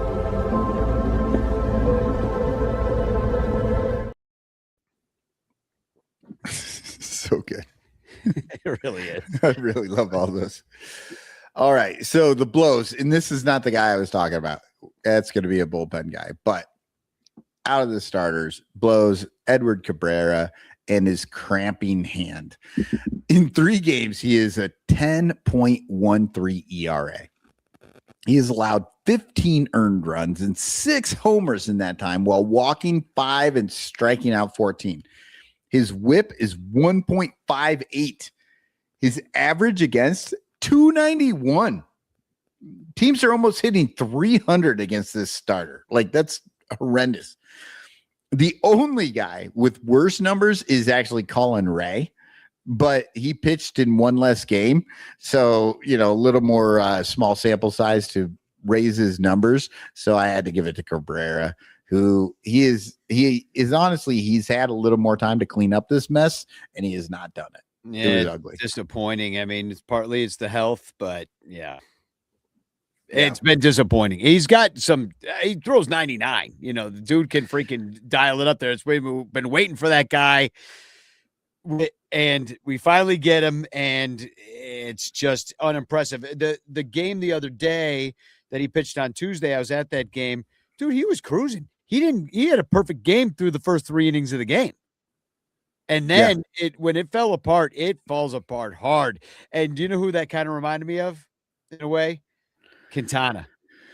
When Quintana would just be like good, and he'd be like, wow, Quintana struck out 7 of the first 9 batters he faced. And then like he'd have a 5th inning that would just go to dog shit. He'd give up 7 runs and the game would be over. See, and this is where the manager comes in, right? Like, people don't know how to quantify a manager. And I agree with that. It's very hard to quantify any of this bullshit. All these fake fucking numbers that they just invent fucking whole cloth. And then they're like, well, this makes sense. And this is bullshit. The numbers don't always make sense. And when you're trying to do that for managers, it's even harder because they don't have regular stats. But this is where if a manager is good or bad. And that's how he handles a pitcher like Cabrera. Danny, you were watching the game. You're sitting on your fucking couch. I'm sitting on my couch. I know. We all fucking know. All the ranters know. But who's he going to bring in the fourth? You know what I mean? Like when you watch him lose it, he had got a hand cramp. Look, I get it. I understand that. That is a struggle. But that's where you make your money if you're the manager. That's where that's where you earn your money. You make your money in the offseason when a fucking idiot guy order 2 times at least. And he didn't do it. And he couldn't do it. They had but you have to understand who you have, right? Who you have. We talked about this a couple years ago with Tyone. And I was saying, look, Tyone's going to give up 4 runs every fucking game, and he's going to make it 5. Like, you just have to know who you have, and you have to plan for it. And that's the thing. It feels like when Cabrera goes bad, the most surprised person in the fucking ballpark is Craig Counsell. that's the problem. Well, do you know who's probably surprised right now is Craig Counsell that his man Hobie Milner is dog shit now.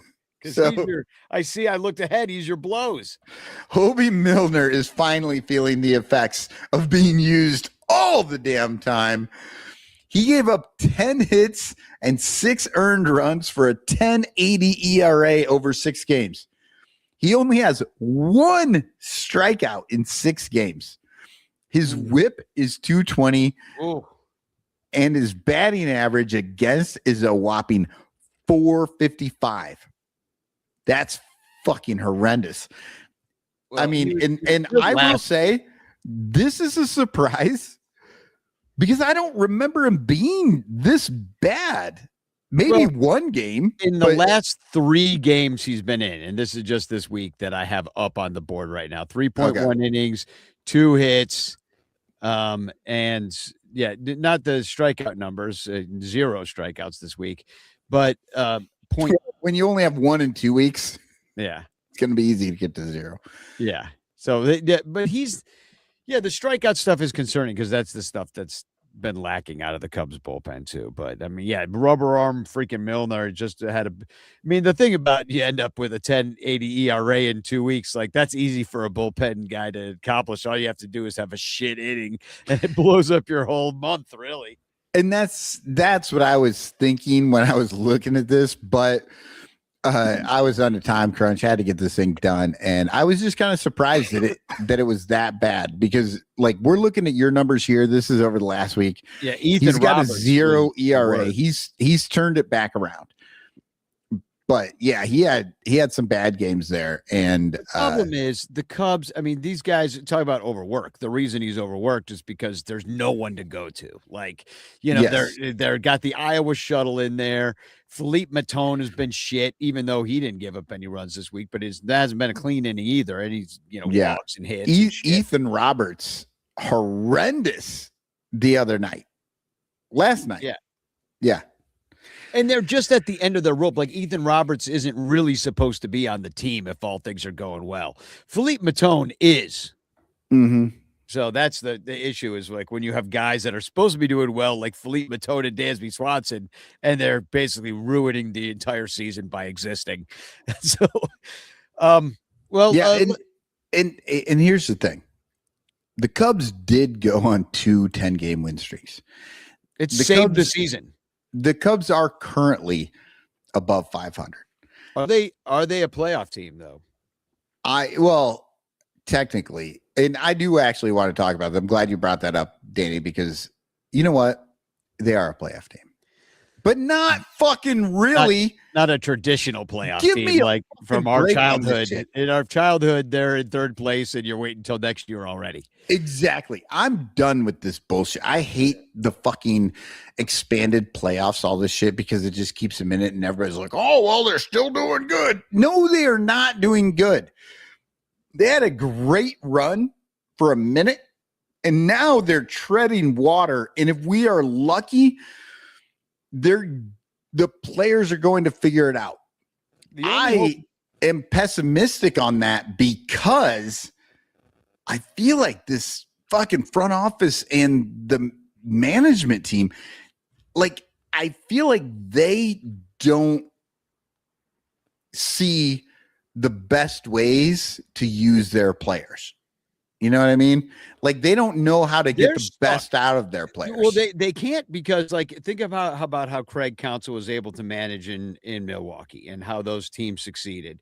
Now, first of all, he had Pat Murphy, was obviously the genius behind the entire thing. Right. But the other part of it is they had a good, healthy mix of, and actually it was mostly young players. They would have some lifelong Brewers like your Lorenzo Cain or somebody like that who would, be on the team. Ryan Braun was there. They would have that one guy that they'd kind of build around, and then everybody else changed up every year. As soon as a pitcher got a little long in the tooth, like even like Josh Hader, they're like, you know what, this guy's going to suck soon. Let's get rid of him. And they did that so expertly. And then they'd always have somebody to replace him with from the system. The Cubs aren't like that. So, you could say partially that Craig just got here. He hasn't had time to like build the system, but I don't think he was building it. I think it was that whole top down or even system that they built in Milwaukee, just having smarter people. Whereas Ricketts, they fired the scouts. They're using Jed GPT, who's a Nepo baby from the Theo days.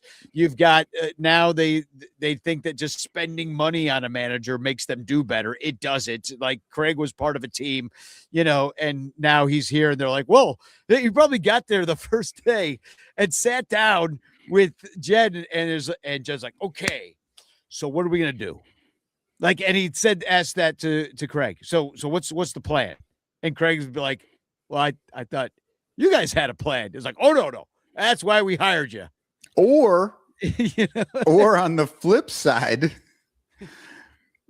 Jed sat down and said, this is what we're going to do. And Greg's like, wait a second, but I wanted to taking your $8 million away. Yeah. No, you're making $8 million to listen to me, asshole. Yeah. And fix things in mid game. Yeah, it would be nice nobody's going to want to talk about loser teams in the future, but if, like, for whatever reason we're alive in 20 years and like we somehow like think back to the fucking Dansby Swanson Cubs of the mid 2020s and we reminisce about this on a sadder moment in our lives, maybe at a funeral or something like that. Maybe at Dansby's funeral. Yeah, exactly. When we're somehow invited. We crash it. Yeah. By the way, we're the only ones cheering. Lyle is not here because he is at a funeral. So, yeah.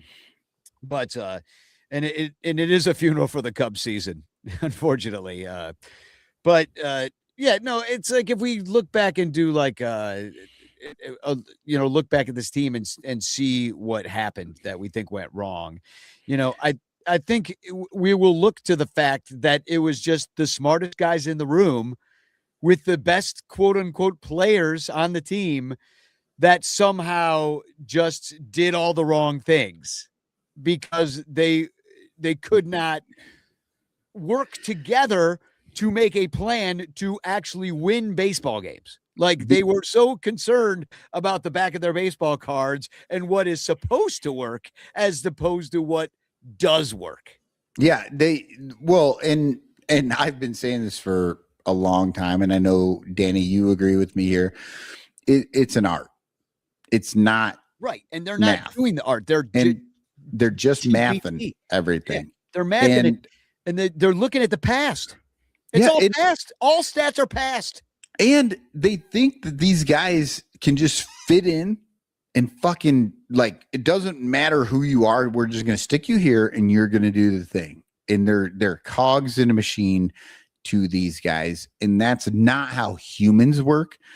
And that's one of the major problems. And I will have to say, you talk about that, like, looking back. Well, you know who's looking back right now? The lovable reunion. And what is the thing that they keep talking about with Joe Madden? Oh, Joe drunk. Yeah. Joe just let them be themselves.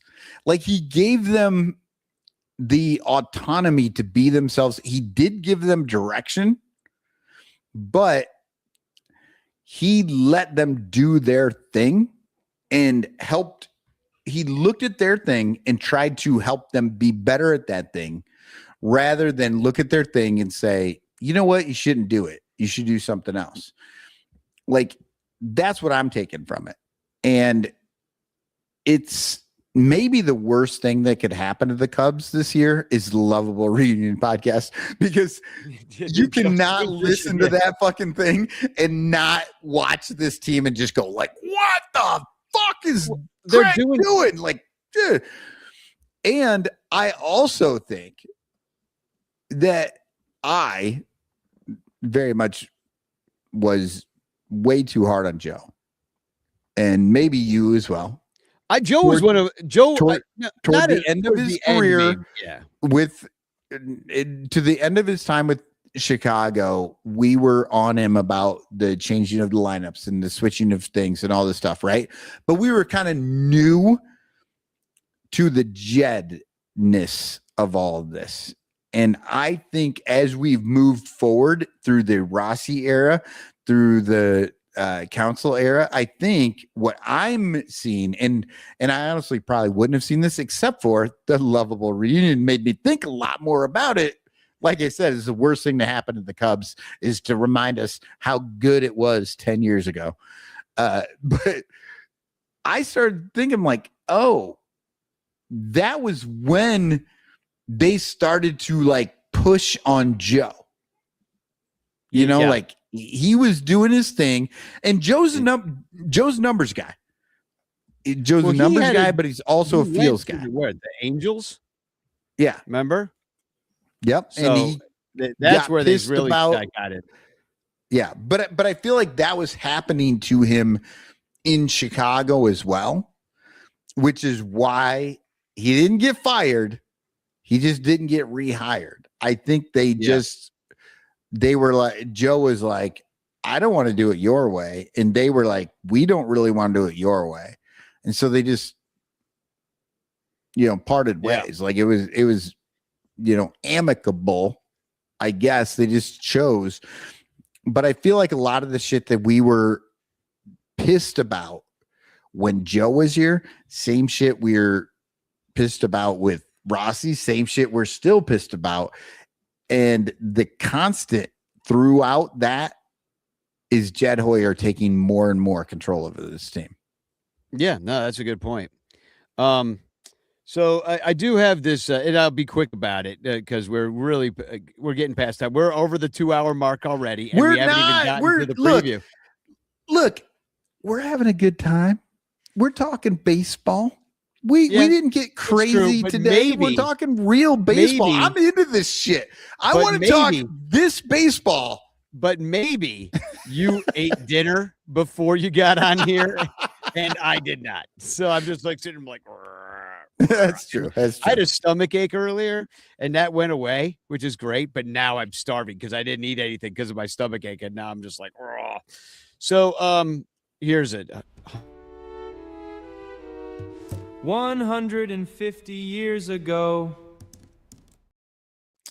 All right, this one is not really baseball related at all, but it was happening this week. The Great Sioux War, which really wasn't great for anybody. To be honest, it wasn't great for the Americans. War in any aspect is not good. But the Great Sioux War includes Custer's Last Stand, which I don't know. This has to exist, but there's got to be somewhere around where all that happened, which was in the northern Great Plains. Was it South Dakota, I believe? Is that where it is in the Black Hills? And there's got to be somewhere that's like Custer's Last Custard Stand, and you sell frozen custard. Like, why has nobody done this? Yeah. What is wrong with them? I mean, nobody cares that he died. In fact, they're happy about it. They're like, he was kind of a rat bastard. He was up there fucking with those people breaking a treaty. No, he was an asshole. Like, that's the thing. We all learned that it was like this sad thing that Custer got his ass whipped, but no, That was the fucking good outcome. Yeah, because they were up there, so they found gold in the Black Hills, and they were like, "Hey, remember all that land that we said you could have? Well, we need it back." And I know you're familiar with the term. We don't use it anymore. Of Indian giver. Yeah. Well, it was the exact fucking opposite. Yeah. It was the freaking Americans that Why were. why aren't we calling this white man giver? White man giver? Exactly. It Doesn't roll off the tongue the same. Everything you learn, exactly. Everything you learned as a child is wrong.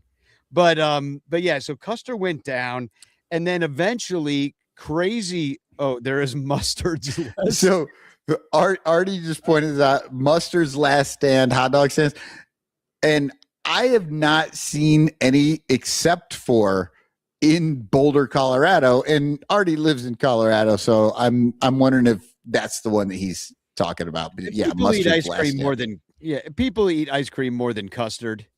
So as well. So, but there's a great custard place in Milwaukee called Leon's Custard. It's been there forever. Big old drive-in place. So if you're ever up in Milwaukee, if any place in the world would be perfect for Mustard's last stand, it's Chicago. Yeah, exactly. It's the first and last stand. But the Great Sioux War was also with Crazy Horse, who got. They say he was killed while in custody of the United States government. I'm like, you mean murdered? That's called murdered. Yeah, exactly. And so they just put him they just killed him. They just executed him without a trial. And which I didn't know till I read all about this war. I was like, because Crazy Horse, now there's bars called the Crazy Horse Inn and stuff you know what I mean? Like it's kind of a regular. It's used within American branding. Yeah. So you know what I find amazing? If you ever go out to South Dakota, I've had the unfortunate ability to be there many times in my life. You go to Mount Rushmore and you see the four faces of the presidents. But then if you go a little bit further to the west, there's a Crazy Horse. Now, Crazy Horse is not finished. They're working on it. It's taking forever because it's not a president. And so, it's harder for them to fund it. When that's done, it will be larger than Mount Rushmore. I've seen it. It's huge. And the thing that makes me laugh is that someday aliens are going to come to this planet and they're going to be like, that giant dude killed those four guys and took over. That's going to be the concept that you're going to get from that. Well, and then the other guy that was in that war, famous native chief, was Sitting Bull. And Sitting Bull escaped and went to Canada and then came back to work in Wild Bill. What's his name? Wild Bill Hickok? Is that the guy or the... No, Buffalo Bill. Buffalo Bill's Wild West show. Yeah, so he left, and then he kicked Custer's ass, and then was like, "Fuck, the heat is on," and he went to Canada, and then he came back, and they just, I guess, were like, "Yeah, you're cool. You." I mean, that's literally what they did. I know. That's the most fucked up thing about all this, these politics and bullshit is literally these people are just like, well, we fucking hate you. I mean, but you put on a good show. Yeah. So I guess you can come back. I did enjoy the horse tricks. I did enjoy the horse tricks you were doing while you mimicked the killing of Custard. Of your, and of your people. So it's a bunch of trash. I mean, it's really kind of sad when you look back at the history of the United States. It just is, and plus, we could have been different. If we would have learned, we could have been different. Yeah, no, it is because we could have learned a thing or two about living on this land from the people that fucking lived here. And instead, we're all trying to patch over what we fucked up, and it's ridiculous. The dark secret is that the Pilgrims were the biggest assholes in Europe, and that's why they nobody kicked him liked out. them. Nobody liked them. They were just being dicks, and everybody was like, you know who's a dick? Those fucking pilgrims. They are out. They're grumpy, and it's all about religion to them and shit. Why don't somebody give them some boats? Fucking send them off, and then they went over to, and then we're here and we think like we're brought up, at least I don't know if it happens anymore, but we were brought up to think they were fucking heroes. They were not. They were just these assholes that showed up, and the natives were like, you're not going to make it unless we help you. And then they made the biggest mistake of their lives. They did, and they helped them. I know. So dumb. What were they thinking? Being hospitable. I know. Just from now on. I mean, they should have known when Columbus came and started doing what he was doing. Be like, hey, this doesn't look so hot. And a lot of them did say that, but they. Yeah, and like 3 years later, Shakespeare wrote Nice Guys Finish Last. I'm pretty sure that's the timeline. That was Yogi Berra. So, or Leo DeRocher, I believe. We're going to be facing the BJs now, which is what I'll call them, which means everybody loves the BJs. Which I cannot afford tickets because apparently all of Canada decides to come down here and empty their money in the coolest city in the United States. And the BJs they just got swept by Boston. They lost 2 or 3 to the Yankees and Phillies. So they're not doing so hot in that AL East after their World Series appearance. And it's surprising because they're managed by this guy, John Schneider. There he is. There he is in the 80s, right next to the General Lee. Oh, Luke Duke. Yep. And the Cubs have a better offense than them. They've scored 36 more runs this year. There's been a bit of a power outage for them. Vladdy Jr. just hit a home run today, but it's been a while for him. He hadn't hit one in a month. And they're 21st in homers, which means they're 21st in OPS. They don't walk. They don't really strike out either. They don't steal bases. So they're just kind of a non-offense, which is a little bit surprising. They're a 2 true outcomes team. Yeah. Out or what? Yeah, they hit into an out or they hit into a home run, which home run. they don't. No, they don't hit a home run. They hit into an out or they hit into a hit sometimes, half the time. In an average fashion. They're boring. They're boring as hell. These might be the most boring games the Cubs play all year. The Blue Jays being boring, seemingly, or maybe out of juice after what they did last year playing a long season. But yeah, they're in 3rd place, I believe. They are 37 and 38, so they're under 500. They're 16 and 20 on the road. They're pitching totally average in all ways, except for one thing. Their pen strikes out a lot of guys. They're 2nd in strikeouts out of their pen. Everything else, and it's mostly their closer, Luis Varland, who's got 55 strikeouts in 40 innings. So if we do not have the lead, if they have the lead at the end of the game and this guy comes in, we're done. It's over. Game's over. So don't, because we'll strike out that guy. And Dylan Cease, who we're going to face on Sunday, is on their team, and he's going to probably strike the shit out of us because he's got 110 strikeouts in 73 innings pitched, which leads the AL. Too bad, we had to trade him for, as David Kaplan calls him, the Buick. The Buick. This is the second time Quintana's come up on this show. And their defense isn't good either. Their DER is low. They've committed more errors than league average, but their catchers are kind of just average at throwing guys out. But I don't know. We were still TBD last I looked. I don't know what we're going to do. And Dominic says Brown, Ray, and Shota. I don't know if he actually has that information or if that's what it should be. Well, it probably is going to be that. I wonder if they'll do an opener again for Ray or something, considering they think they're such smarty pantses. But yeah, Brown, you love it. Ray, he's capable of some things, and Shota looked a little bit better his last 2 times out, and except for that they took him out of the game after freaking 85 pitches and then Craig was like, I shouldn't have done that. And you're like, oh. You think? like I have said earlier, like that's where he should be making his money is on some of these decisions, and he has no clue what his Just players. Like, I want him out of there before he gives up a 3-run dog, but he is cruising. Let's go with the fear. Right. Let's just go with the fear. Well, he did give up that infield single. Yeah, like, it was 74 miles per hour off the bat. Yeah, so better get him out of there. Yeah. And then we're going up against a couple of vets. I guess Cease is kind of a vet now. He's been around for a while, but Gaussman, 3.41 ERA. He's a good pitcher. Corbin, who I can't believe is still around.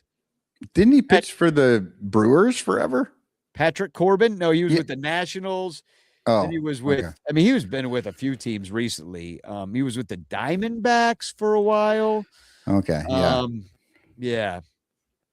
And then, I mean, I'm not sure where his last stop was before the Blue Jays, but we'll see him this weekend in a Blue Jays uniform. He's got a 4.37 ERA, which, he would have been like our Tyone kind of thing. You know what I mean? Except for Tyone's way worse. And he's not even here. Corbin's at least pitching, How old's Patrick Corbin? I'm gonna look that up real quick. He's younger than Corbin Burnson, which is the only number because Corbin Burnson was in the movie Major League. I can never separate those two people in my mind. Yeah, he's 36 years old, and he was with Texas last year. He was with Washington before that, Arizona before that. It's ridiculous. We are old as shit, and we're just like, this dude's old, and then we're like, oh, he's fucking 15 years younger than us. Yeah, well, in baseball years, he's old. And then, but he's out there, and Dylan Cease, as I mentioned, he's got a 2.71 ERA. You're right, Danny. That's why I quit baseball 15 years ago. I quit it about 35 years ago. And happy Father's Day to everybody that's going to watch Dylan Cease strike us out all day. So that'll be your Father's Day gift, is watching the Cubs flail miserably for 7 innings and watch the guy that used to be in our system like carve us up all fucking afternoon in the rain, I might add. Yeah. Happy Father's Day, Dad. I hope you buy him a poncho because he's going to need it. Right. Get him a W flag that is very absorbent. So when he's crying while watching this game, it'll just sop it up. Yeah, but you can turn it upside down and make it an M for man, like a father. I don't know. That's stupid. Made you laugh. Right. You've been doing this show a long time. It made me laugh, but I have to admit it was just because it was out of left field. That was wild. Exactly. Well, we are coming to the end of the show. I am hungry. So I got some great news about John Baker Day. We're going to do it on 7:30, July 30th. So it's all going to be online. John's going to come on the show. So is Will Baker, his brother, who helped me with the trombone parts. And as part of it, I talked to Joe from Obvious Shirts. He's making a John Baker Day collection with a couple different phrases, which we have yet to put up the store yet, but it'll be like in the classic Obvious Shirts style, it's available in the different colors that we could do, the dark blue, the light blue, that kind of stuff. But one thing that I'm really excited about is I want to do phrases like the night the backup catcher got the win, things like that. But one thing we're going to do, are you familiar with the shirt that is the 2016 Game 7 World Series that's just the box score that has the 10 innings? Yes. Yeah, and it's in the green of the scoreboard look. Yep. It's just the 10 innings, even though the game wasn't played at Wrigley. Guess what was? The John Baker Day game. So we're going to do 16 innings, 16 baby. innings on a shirt with the Rockies and the Cubs, and it's just going to be one of those if you know shirts, but in the green. So I like that a lot. Yeah, I really do. That's our 2026 10-year anniversary of doing the first John Baker Day, 12-year anniversary for number 12, John Baker. of him pitching in the game. And we're going to take it online. We're going to sell this shirt. And Joe said that all of the proceeds from selling the John Baker Day shirts are going to be donated to Trapdoor Theater, which is producing The Game, which is my musical that I've written. Nice. So it's non-for-profit donation. On top of that, I've had a conversation with Levante because I've told him, because we're still tithing our Patreon to him, the 10% that we give him. But what we're doing is Levante and the Lost Boys is going to be the partner organization for The Game next summer. So not only are we writing grants to bring the show to the South Side so that we can bring it down there and do concerts for the kids, bring them to the North Side to come to the theater as well, because this show, surprisingly, even though I wrote it, is appropriate for kids to see. It is. Like it everything is. else I've done. It's a lot of dad and kid jokes. There's no like Farce, foul language or anything like I that. cut the smut. I'm like, Yeah. I cut the smut because it wasn't really serving me. But anyway, we're going to raise even more money for the Lost Boys in the aggregate, I think, when we sell all these tickets and have their QR code front and center in our program that we're going to make, and call out them as our sister organization in front of every show, put their logo on the posters. Like, we're going to do a lot more than we're able to do with just this show. So we're just kind of like raising money for the show so we can raise even more money for Lost Boys. Just because I know that people would wonder, like, oh, we're not going to do John Baker Day for the Lost Boys. And we are really ultimately. But we're going to do it in this different way that allows me to get this show up.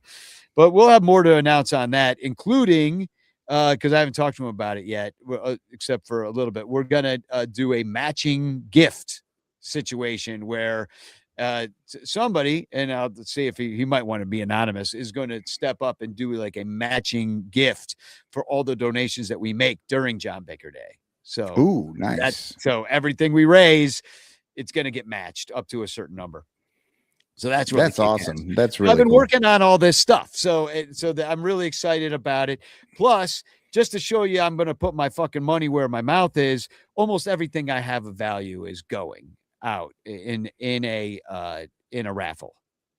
So the Javi, the Matt Cameron's permanent paintings, Javi, this is an original. That's going. Pedro Strope signed camera. I'm going to raffle that off or auction it, depending on I'm talking to Crawley about that. I've got Ernie Banks signed Steins that are sitting there. I'm even considering selling the Cubs urn that I was to be buried in. It's worth like $600. I might buy that just because I want to own your death. I want to make sure you're in there, buddy. I want to know. I want to pass that down through my family. If you want, I will. 4 generations, they'll be like, our grandpa was really weird. This is his podcast partner. And they're like, what the fuck is a podcast? Yeah. Well, I mean, I will even raffle off my dead body. Like, I would be like, I will sign a contract that the moment I die, I'm yours. Oh, I thought that's what we were doing. Like, I get the ashes, all this stuff. No, that's a different. I'm sure that's a different option with Nicole. Like, do you really want this shit? Oh, great. No, but even the Cubs earn. So we're doing the shirts. And maybe we'll do a couple other things. I'm trying to brainstorm some things. If you have things that you're willing to raffle off, like, I don't know, a certain Boog Sciambi signed baseball, maybe that once belonged to Michael Cotton. You know? I could pair that with the Sciambi JD bobblehead that I have. Exactly. Well, that's quite the prize.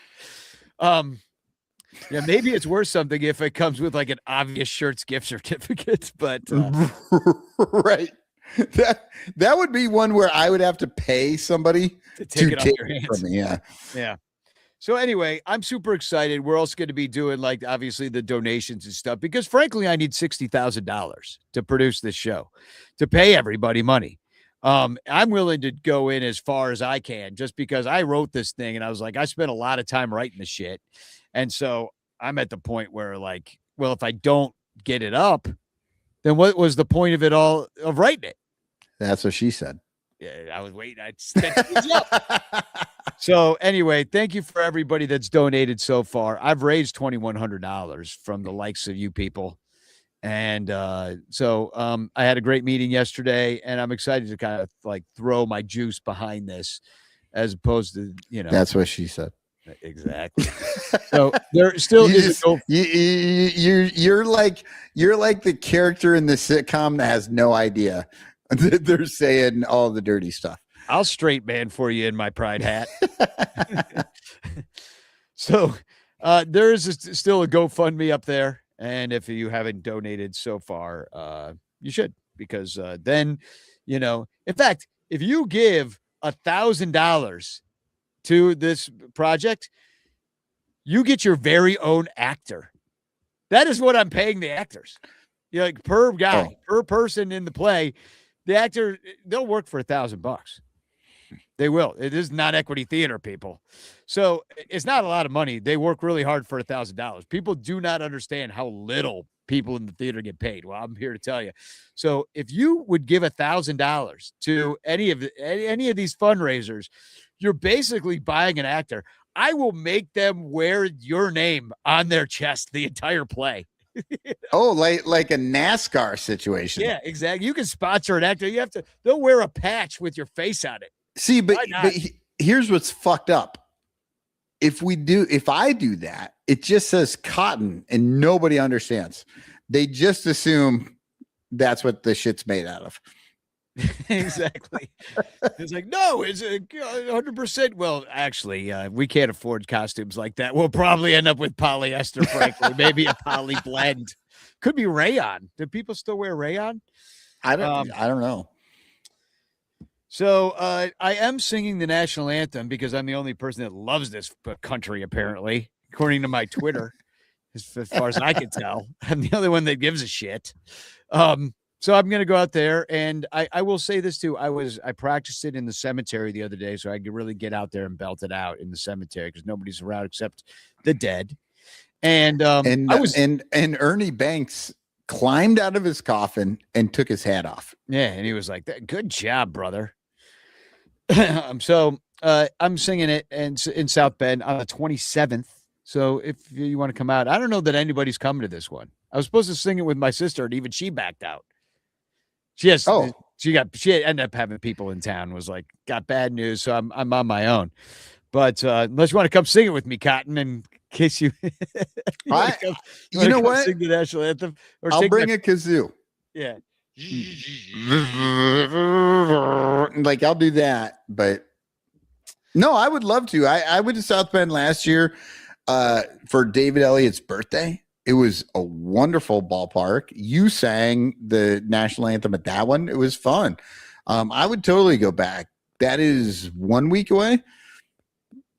Sure. Yeah, 1 week. I might be able to pull that off. Yeah, on the 27th. Maybe I'll snatch up Alex. Alex, hit me up if you want to go. Maybe we'll run down there and then drive. It's a back bit of a trek from Iowa, but but the last time I went, I drove down and I drove right back. It was only 12 hours on the road. Well, if you want to, you could just go back to Chicago and stay at my place and then drive the rest of the way. Yeah, that's fine too. I got room, and I got better things to do, Danny. Yeah, you're like, I can do all the other stuff, but going to your place, nah.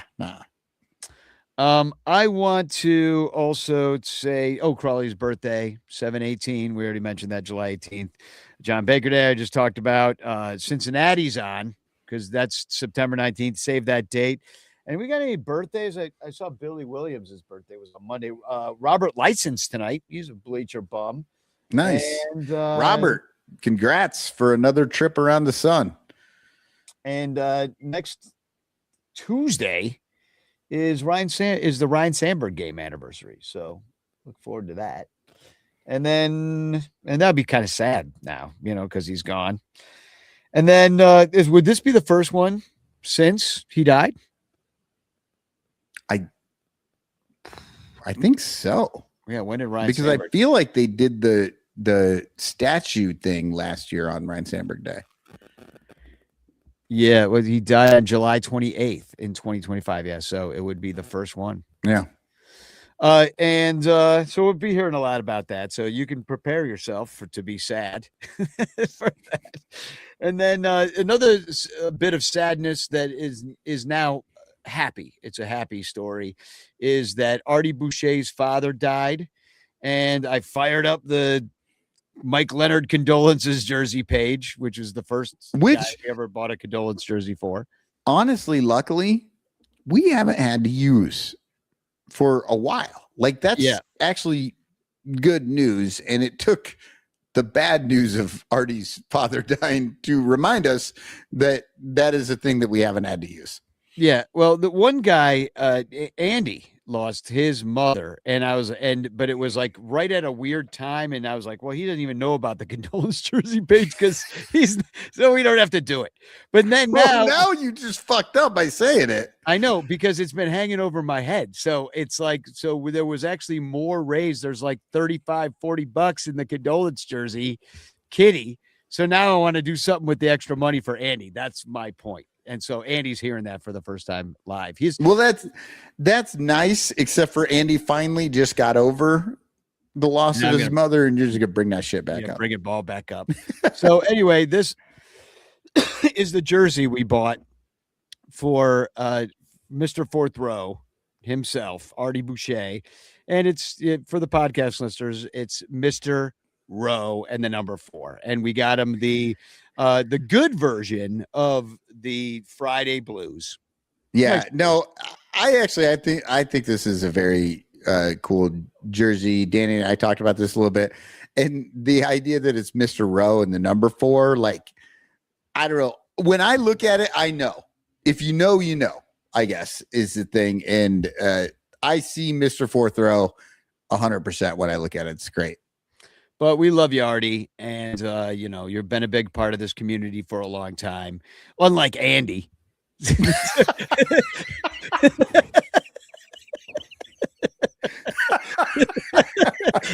who's brand new. Just kidding, Andy. I love Andy. Me and Andy text all the time. I was gonna say, Andy's gonna show up in Cincinnati and be like, "What the fuck, man?" Yeah, no, I know. Well, that's why we have a great community, because like I could say things like this and Andy will think it's funny. But no, Andy's a great guy. We text all the time, and he actually did a weather report. He was in Boston the other day. Now he's in Bermuda. He's going from Bermuda to Boston. Is this guy CIA or something? Like, what's going on? Am I under investigation? Probably. But anyway, Andy, we love you too, but not as much as Artie, just because we've loved him longer. It's a more deep-seated love. So anyway, I'm making this work. Sorry, I'm making it worse. I'm just having fun with everybody just because I can. I'm on TV. I can say whatever I want. Yeah, Andy says, watch it. Uh-oh. No, but Andy, we do love you too, and I'm gonna buy you something. So now you have to like me. So yeah, because that's the American way. That's the American way. I just throw money at you and make you like me. Well, it's the un-American way.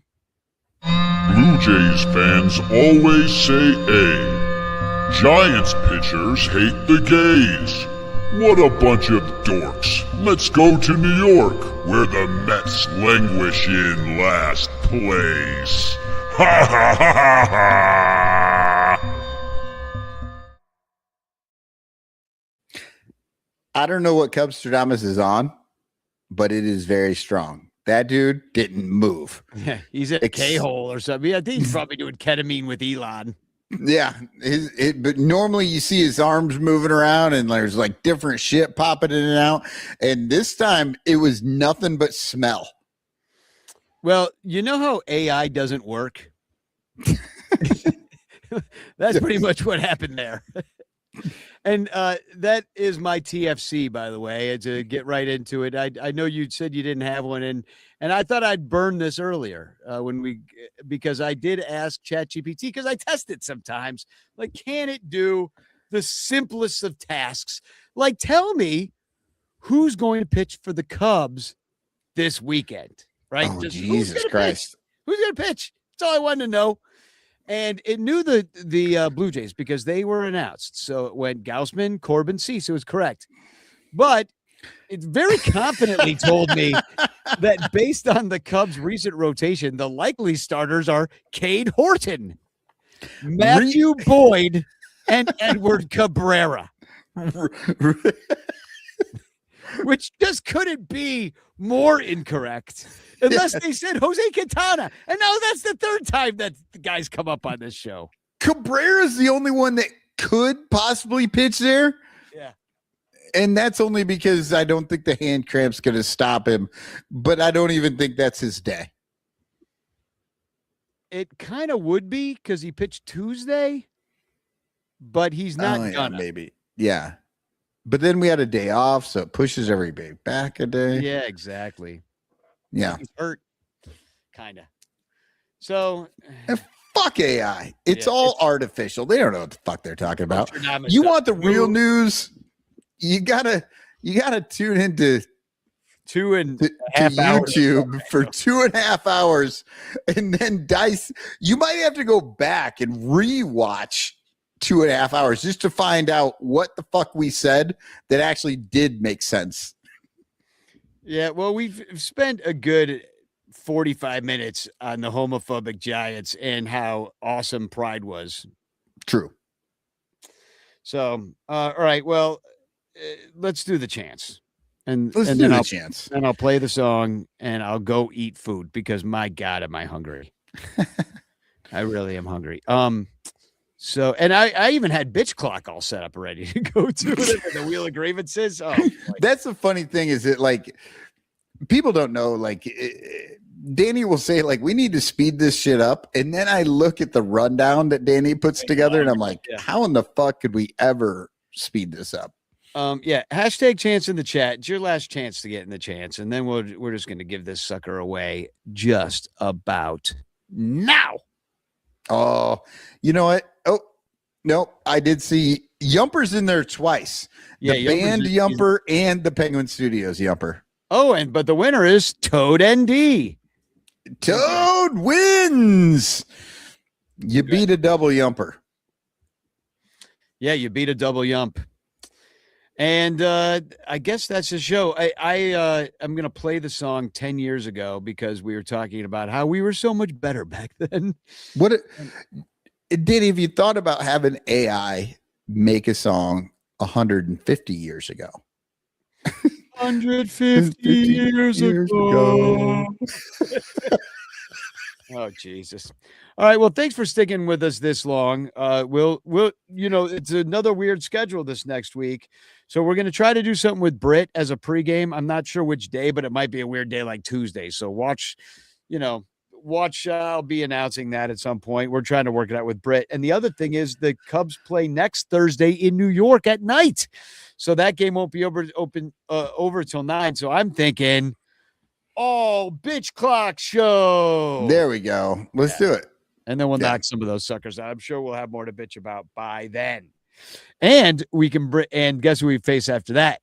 Milwaukee. So guess who's going to be on that bitch clock show? Hopefully, is Eric Wheelo. Yeah. Who, yeah. He doesn't. Bitch is not a verb for him. It's a noun. He's the bitch in the bitch clock. And who this is now official and announced is going to be a father.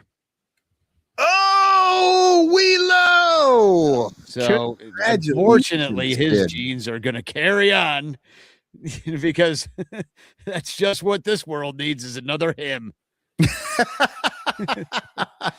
Luckily, it's a girl. Oh, well. I honestly, I don't know if that's good or bad or what. Congratulations to Wheelo. This is like him. This is the last Father's Day that he won't be a part of. Correct. Enjoy it, Eric. All right. Well, Spagog. 10 years ago, We cried in the stands 10 years ago. We drank and we danced. We listened to games at our grandfathers' graves. I wanna go back to 10 years ago. Back to 10 years ago. Back to 10 years ago. We chalked up the walls 10 years ago. We conquered the fall with songs in our throats. We slaughtered the goat. I wanna go back to 10 years ago. Back to 10 years ago. Back to 10 years ago. Build me a time machine. A time machine. I wanna go back to 10 years ago. Back to 10 years ago. Back to 10 years ago.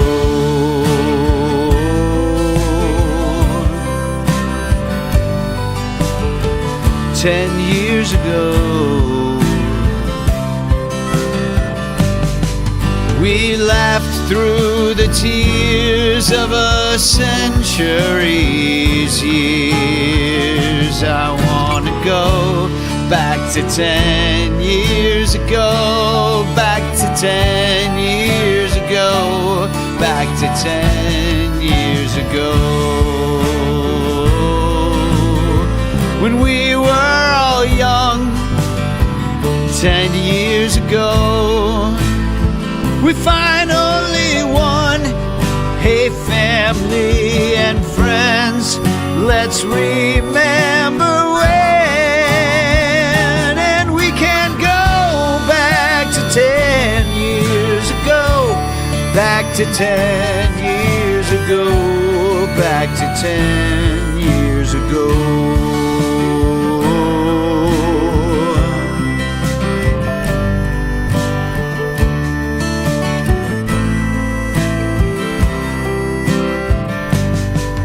We listened to games at our grandfathers' graves. I wanna go back to 10 years ago.